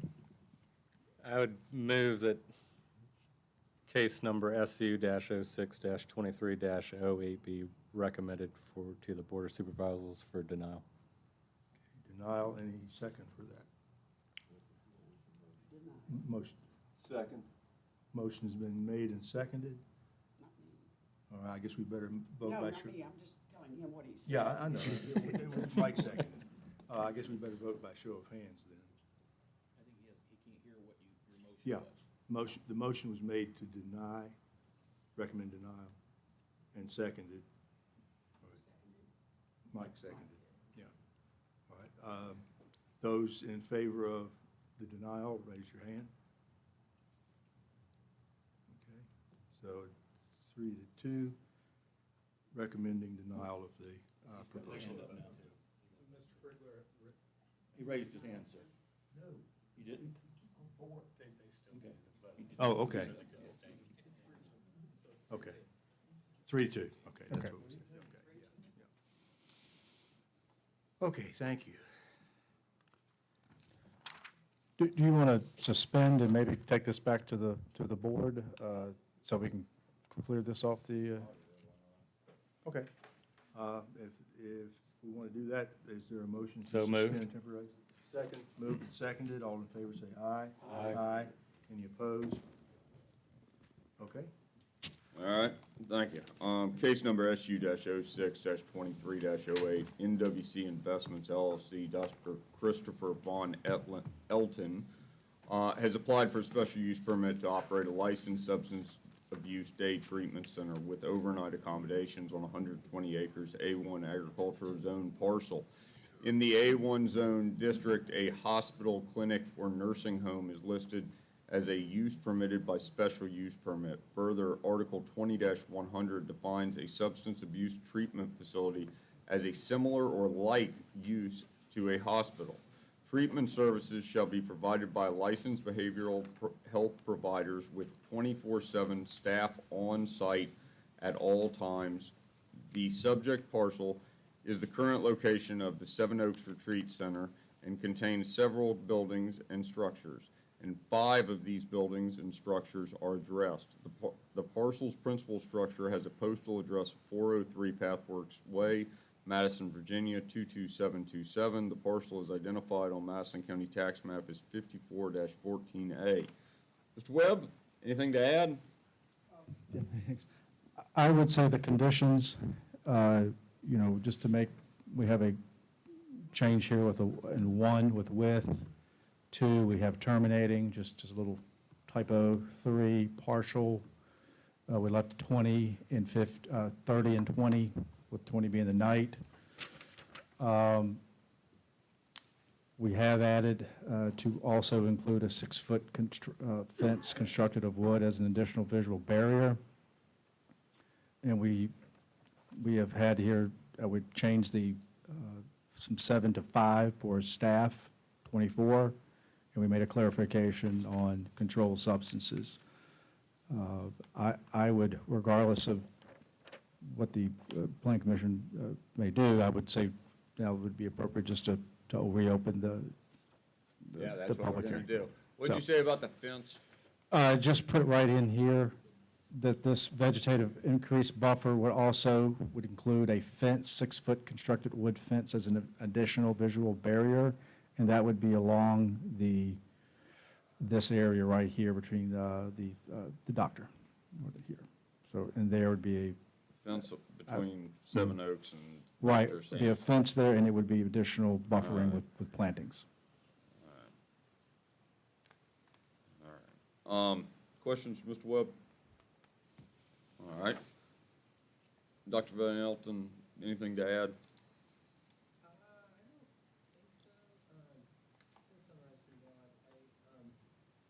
not sure, since I don't know the, sort of the processes beyond, the public meeting. So is this like, this is the end of it here, or is this? Depends on what we do. Yes, sir. And you are the board of supervisors? Yes, sir. I see. That's correct. I didn't know. No, no worries. Hierarchy. We're all about the same. These are- Sure, yeah, no, I really appreciate all your time and, appreciate all the public commentary and, I do appreciate you, giving consideration to the project. And, obviously, we believe it's our life work and we believe it's really important for our, for the Central Data region. And as you said before, regardless of what happens, we're gonna, continue to try to help this. So we appreciate the opportunity to, put forward the project. Questions for the applicant? Please. Mr. Chairman, I have one. Dr. Von Elton, on a monthly rolling basis, what's your average patient load for your current facility? Your total number of folks that you treat through your facility? Hold on, let him answer with the mic, please. Sure. No, I apologize. Stand up again. You can sit down, that's where, it's 10 o'clock, go ahead. Yeah, I probably serve upwards of 700 probably folks, in terms of, my outpatient clinic operations between Charlottesville and Lynchburg. And those folks come to see me from a wide variety of places, Madison, Louisa, Orange, Greene, from the west, from Augusta, up the 81 corridor. They really come. Anyway, but it's obviously Central Virginia that we serve. In terms of our more intensive services, the PHP and the IOP, which is what we had planned on moving out here, we're averaging currently about 8 to 12 on average. Do you know right offhand what percentage of those folks are from Madison County? Of the 8 to 12? Yes. I don't know the answer to that. I'd say probably the more intensive services are probably more representative of Charlottesville. The other outpatient services, the clinic services, I don't know. I wouldn't be able to tell you. I'm sorry the exact number, but I know I have patients in Madison County. Well, thank you. Sure. Other questions? All right, to the public. To the public. If you have anything they'd like to add to the mix or restate, by all means, yes, sir. Any of your roles, do you actually write prescriptions for sponsors? Yes. Other public comment? But we also write for other medications as well. That's obviously not the only option there is. But it can be a very effective option within the context of a comprehensive supportive treatment program. Other public comment? Other public comment? All right, public comments blows back to the board.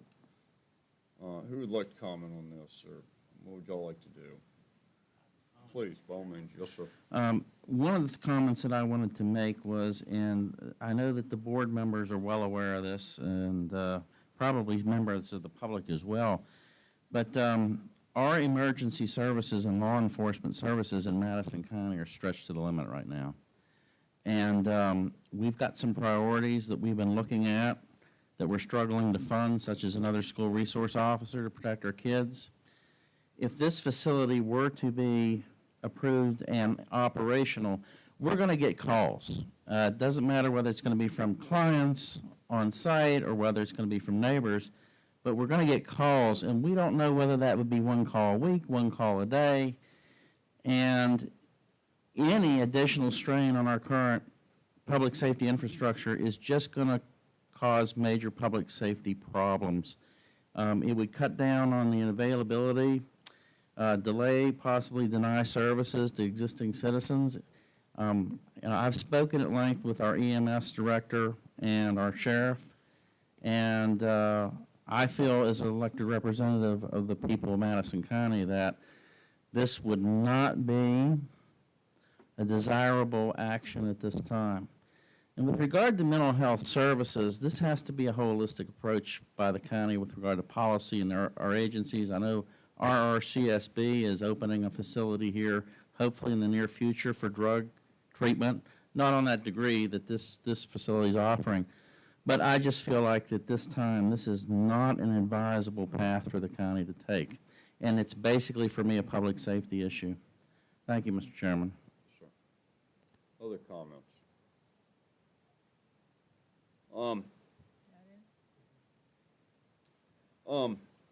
I'll make mine. I'm on page 8 of notes up here from everybody. I appreciate the comment from the Planning Commission not to kick the can. I think everybody here, and I've been sitting here for like 10 years now. This is probably one of the heaviest topics that we've talked about in Madison County. And I mean, we sit Crest Rave till, 4 o'clock in the morning. This is serious stuff. I mean, there's no joking about it or anything. We all don't want this as our neighbor. Everybody. I think everybody is included on that. But we all identify this as a major problem in society. Major problem. The one thing that's unanimous across the whole group is we know somebody that's been affected by this. It's terrible. Absolutely terrible. I have had drug addicts walk up to my house. My father's comment, the only time that he actually had any fear, holding a pistol behind his back. I live next to Fat City. If you don't live in Madison or aren't from here, you don't know about Fat City. The drug den of Madison for like 40 years. We had those people come up to our house. It's a bad deal. We know we need a solution. The services here in Madison are, Jim's 100% right, stretched to the limit. We're not bringing in business. I keep hearing the same arguments, not just, this is a different beast in every way. But I keep hearing the NIMBY comments on everything that is proposed here, everything. We sat till, I bring up the Crest Ray thing, we sat till 4 o'clock in the morning listening to every concern. One of the concerns was we were going to by bringing this in, it's going to bring in prostitution and drugs from Maryland. That was the craziest of them. Crazy. I mean, that's foolish comment. That lady has had stargazing. That is what she has done up to now. I hope she's successful. But that's it. So it's kind of fear-mongering in a lot of ways. This is a different deal, though. I did find your comment about the opioid abatement money odd. I don't know why, but that's the first time that's been brought up. It caught me. Safety is a key part of the office that we all hold up here. I'm inclined to try it. My direction is kind of to go down the tabling path and to table this and let emergency management, like Deputy McKnight or Lieutenant, McKnight spoke about, saying there are some concerns still that have not been resolved. I think a lot of the public comments tonight, there were super relevant comments that still have not been resolved. I'd like to see this thing sent back and let it be reviewed by our legal team and by all the people that the sheriff's office, the EMS, the fire company, and really try to understand it a little bit better. I appreciated Mike Snyder's comment, and I've done a little bit of my own research on y'all do have a good reputation in Charlottesville. I'm sure the picture is not as rosy as you've depicted. I think that's just kind of the business that we're in. I think all of us are in that together. I would like to see this thing go back, but I can't appreciate it. There are people in the room, their position is not going to change, and we're not going to satisfy it in every way. It's a serious topic that's a real problem in the U.S. now. I don't have a solution. Y'all are at least working hard to address it, and I appreciate that in every way. That's kind of where I stand on it at this point. Can I add just? By all means, ma'am. I don't have much to say about it. I understand where everybody's coming from. Frankly, I wouldn't want it next door to me either. I live on 29, right on 29, and I see people walking up and down the road. I don't know whether they're addicts, drunks, I don't know what they are. Maybe they're lost, but it is serious. And my worry, my biggest fear is, like Mr. Jewett, our emergency services and social services, everybody's stretched to the limit in Madison. We only have 2 deputies that are on call at night. And if they have to be at this facility, you know, they can't be but one place at one time. And the same way with the rescue squad, the same thing with the fire company. I think there's a big need for this. I understand it. I've had addiction in my family, so I think probably everybody has. But I'm kind of with Clay. I think there are a lot of unanswered questions that we still don't have the best answers to, so we need to dig a little further. So I'm in favor of tabling it as well.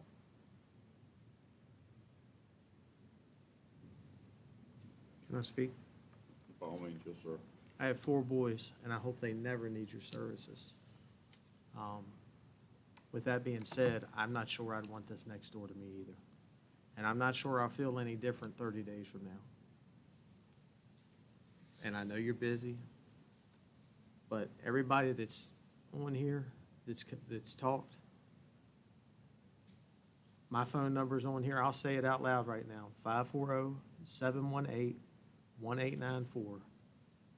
Get me your questions and concerns, please. I don't know that it's gonna change my mind 30 days from now. I'm be 100% clear.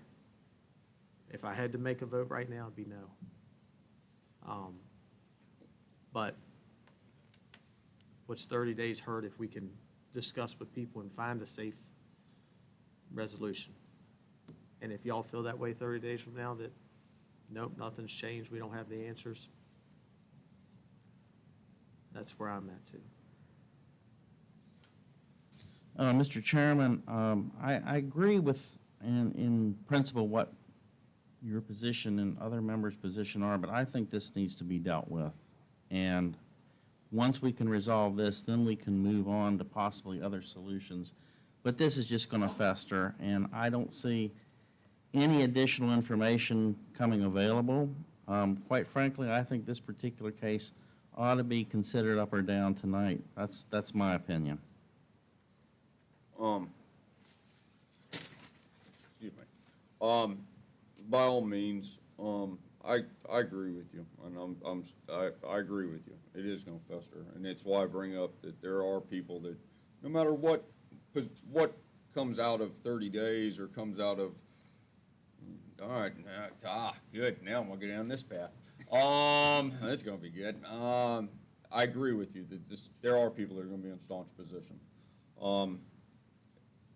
I've been making the comment, and I've made it to everybody, Mr. Webb and our legal team, and how bad is that? We have a legal team, and Mr. Weekly is. This is one that should have gone through 2 workshops with the Planning Commission. I agree with you that chances are things are not going to change a whole lot. And your comments, Mr. Jewett, and Ms. Hoffman and everybody on the stress that our public safety sector has is problematic in every way. And we know the costs that are associated, and for Madison County, they are enormous costs. Mr. Dawson putting out his phone number, I think the other emphasis would be, and I know Mr. Wyndham sitting down there, and we talked today, and I talked to Mr. Yao as well. I would hope that everybody that has concerns would start sending emails to Mr. Weekly. You're welcome. And see if we can at least get some answers so that potentially we can learn from this in a more constructive way. I tend to think, and I hate to say it like this, I tend to think your position is probably going to be the exact same in 30 days. Yep. And understandably, and I think that's just human nature. this is one that I think we should have done two. I think postponing it 30 days, if nothing else, we can learn from this and we can see what the heck we can get. We are going to take some type of vote on this unless it just doesn't get a second and we just sit around here till, I don't know, 2 or 3 o'clock in the morning, which I certainly hope not.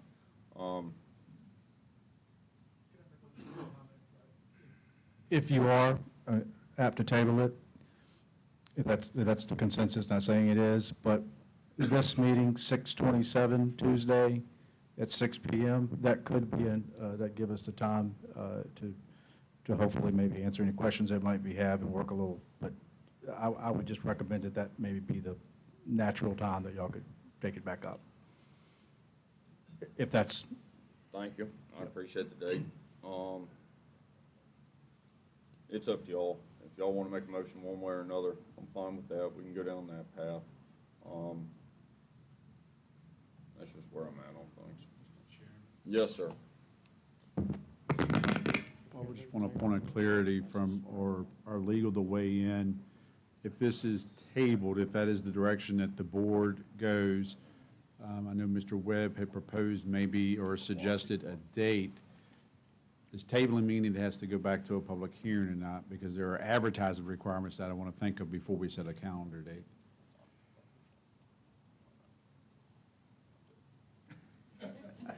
Legal team, I put that out to the team. I think because we've had the public hearing, it's not requiring another advertisement. Okay, thank you very much.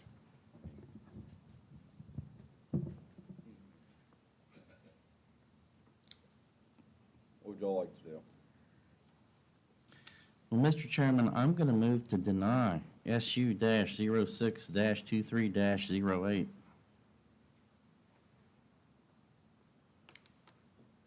I feel like I'm gonna be in the same place 30 days from now. I'm sorry, guys. I second. Motion's made and seconded. Further discussion? Hearing none. All in favor signify by saying aye. Aye. Opposed? Nay. Mr. Yao is absent. Thank you for your time. Back to you, Mr. Carpenter. Okay. We'll, No, we got another one.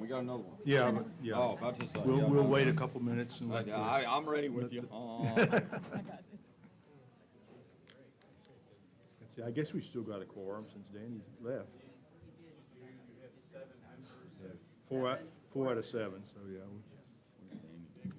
Getting close, yeah. No. Oh, I know. I got it.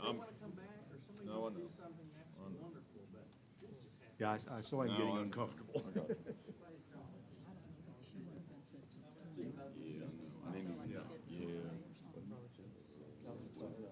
Yeah.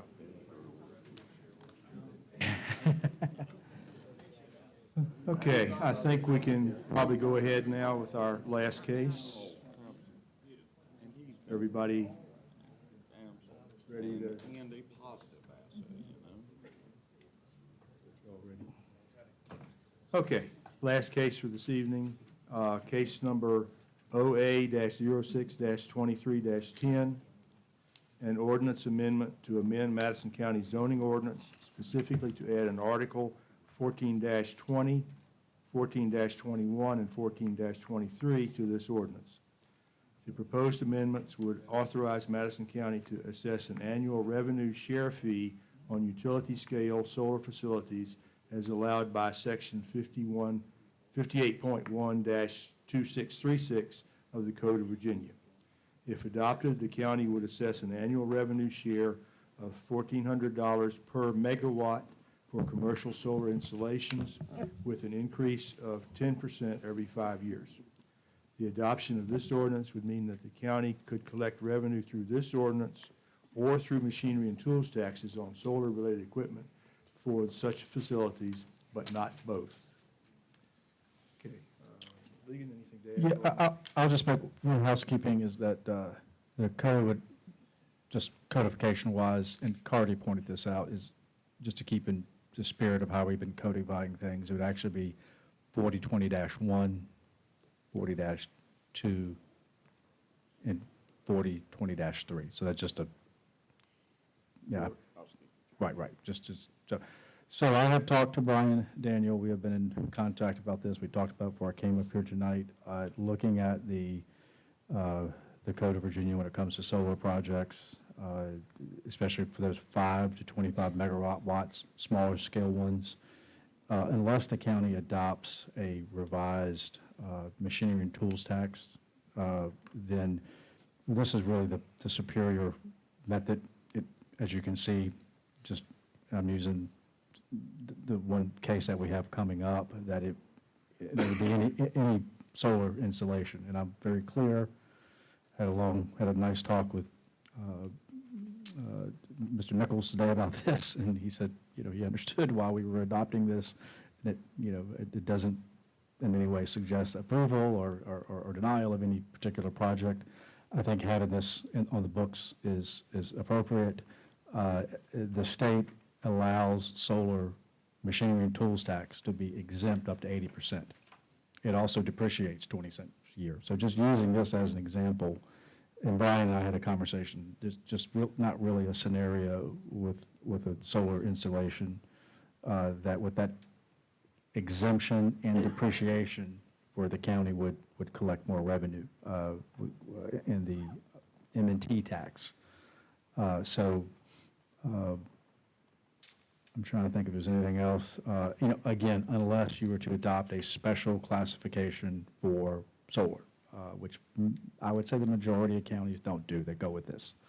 So I think it's a pretty simple add with that little codification change. And, whatever happens next month, it happens, but it doesn't necessarily suggest anything either way as far as your maybe decision on that. So. Okay, any question for Ligon on this? Yeah, hey, Ligon, so I know this is probably based upon what we were talking about, right? But so, these particular numbers that we're suggesting now, this is gonna go forward and will look good for something else that's gonna come into the same thing. And not just based upon this particular. Oh, no, yeah, Brian and I were talking about it today. I mean, it's. I know you probably just said. Right, yeah, I mean, this is. This is a good number for a lot of stuff. Right, it does, and whether we ever approve a solar project in this county, I think it still would be appropriate to have on the books. Any other questions for Ligon? Okay, I guess at this point, if there's any public comment on this. Got nothing. All right, any other discussion then from the commission? Okay, do we have a motion on this? Mr. Chairman. I I'm move sorry, that- Ms. Oots, just one comment, sorry, Ms. Oots. I know it's, the way it was described is that it would give the county the option of doing either. I think the way the Code of Virginia is written is once you have this solar revenue sharing ordinance in place, you're gonna be stuck with that as being the option. I don't think that should, just have that as consideration, that once this is passed, unless further modified, amended, or rescinded later, any solar facility is gonna be susceptible to the revenue sharing ordinance. But the point of this, I guess, was that the way the state has it set up right now, they are exempting property tax on these solar facilities, starting at an 80% exemption. True. And the way that works, if we were to use the M&T tax, we'd end up very quickly with nothing. True, and this ordinance tracks to the maximum extent possible what the Code of Virginia allows. Okay, I'm confused again. I thought we had the choice, according to the code. We do not. So once we do this, we are locked into the 14. Yes, it is between 5 and 25 megawatts for projects in that 5 to Right, 25 megawatts. so to say, was it correct then to say that the county could collect revenue through the ordinance or through? Well, if this is adopted, we would, that's a good clarification. I don't We would- we- understand. for- Yeah, well, I think that the comment that Sean got from another attorney that maybe has has worked with this is that it's really kind of a gray area. That one, you know, he said what counties that adopt it just use the revenue sharing. I just think we'll just make it real clear that, you know, once adopted, I mean, this is the superior model. We wouldn't want to go, you know, whether it's 5 to 25 megawatts. So I don't think by saying that, we've somehow corrupted the hearing or anything. I just think that we just clarify that if we do adopt that. And just to be clear, there's a different statute which says that once this is passed, then the county's locked into using this revenue sharing ordinance. And so it would not be an or once this is passed. That doesn't mean that this is the end of the value you can, I'll say, extract from a solar revenue sharing project. There are other things you can do. You can do different siting agreements, special use permits, capital payments are allowed, but not, once this is passed, then the M&T tax is foreclosed. Right, okay, yeah, I understand what you're saying now. I'm thinking, what if we don't have a facility coming in right now and 5 years from now? You're telling us we could change it in case the state decides they're not going to be Sure. so harsh with it. It's a Madison County ordinance, so we can absolutely change it. Then why do we need it? Well, as things stand right now and for the foreseeable future, the state has essentially almost eliminated M&T tax Well, as a true. revenue source from utility solar. Well, I understand They that, did their but best to eliminate it. can't we do this if we do get a facility, when we have to make a decision? No, yeah, I think we should have, we know we have a proposal coming, and quite frankly, this is the, But we don't know that. this is the model that I think, Track record isn't too good. from talking to Brian extensively about it, this is, we both agree, this is, you know, this is by far the better model. I don't think we want to wait until we have a proposal Right. in hand before we try to make this judgment on the amendment. To be honest, I suspect that this was placed in there because somebody realized that they had foreclosed most of the revenue source by the way they set up their taxing arrangement by exempting so much of it. Is there a downfall by not doing this? Well, your downfall is that you're stuck with the M&T tax should a solar project come along that gets passed.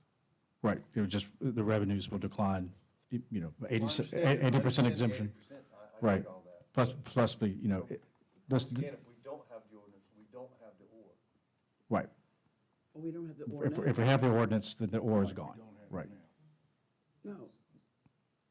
Right, if we have the ordinance, we don't have the Right, or. that's right. If we don't have an ordinance, we don't. It's If a we don't different have or. an ordinance, we have an or. Right, if we don't have an ordinance, then we have to go with M&T. Oh, Because without an no, ordinance in place. that's not what he we- said. No, without an ordinance in place, we cannot invoke the revenue share. We don't have any means to. Right, if I may. Okay. So we have an ordinance on, I want to be very specific in the language I use because this is for all.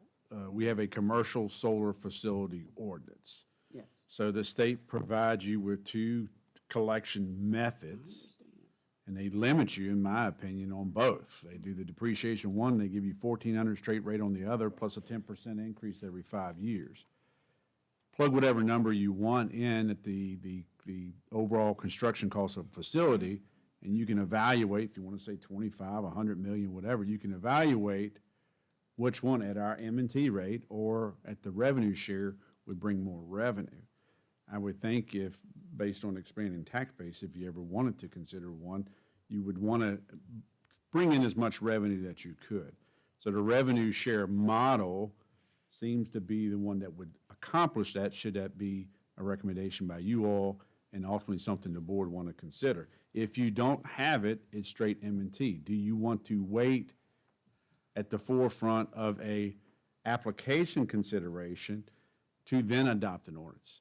You want to adopt an ordinance, in my opinion, based on your commercial solar facility, not on an applicant. I don't know if that answers your question, but I just wanted to opine because it's late at night and I'm a little hangry, I guess. But. didn't realize it was gonna be either or. I mean, that we didn't have the either Mr. or. Chairman, So this is incorrect. I make a recommendation that case number 0A-06-23-10 be recommended to the Board of Supervisors for approval. Second. Motion's been made and seconded. All in favor say aye. Aye. Any opposed? Okay. Let's see, I think that, any other items from the planning commission or the public? Move to adjourn. Move to adjourn, any second? Second. Moved and seconded, all in favor say aye. Aye. Any opposed? Thank you. All right, case number OA-06-23-10, an ordinance amendment to amend Madison County zoning ordinance specifically to add Article 14-20, 14-21, and 14-23 to the ordinance. The proposed amendment would authorize Madison County to assess an annual revenue share fee on the utility solar scale solar facilities as allowed by Section 58.1-2636 of the Code of Virginia. If adopted, the county could assess an annual revenue share of $1,400 per megawatt for commercial solar installation with an increase of 10% every 5 years. The adoption of this ordinance would mean the county could collect revenue through this ordinance or through machinery and tools on solar-related equipment for such facilities, but not both. And we understand it's not an or at this point if this passes. Anything to add from staff? Correct, just that one codification change that I pointed out. There you go. Anybody have questions for staff? All right. All right, to the public. To the public. All right, there's no public comment. We're back to this. This is a math problem, folks. We want the most money we can get, and this is all it is. The state is exempted 80%. This is a real no-brainer. Anybody else have comments? What would y'all like to do?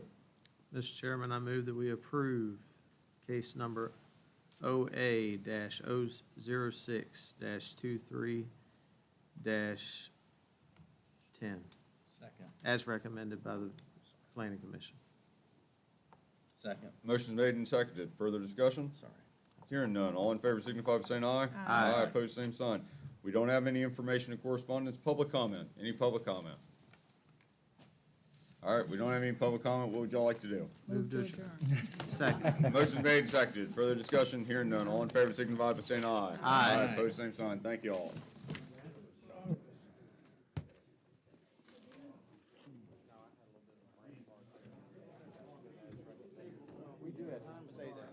This conference is no longer being recorded.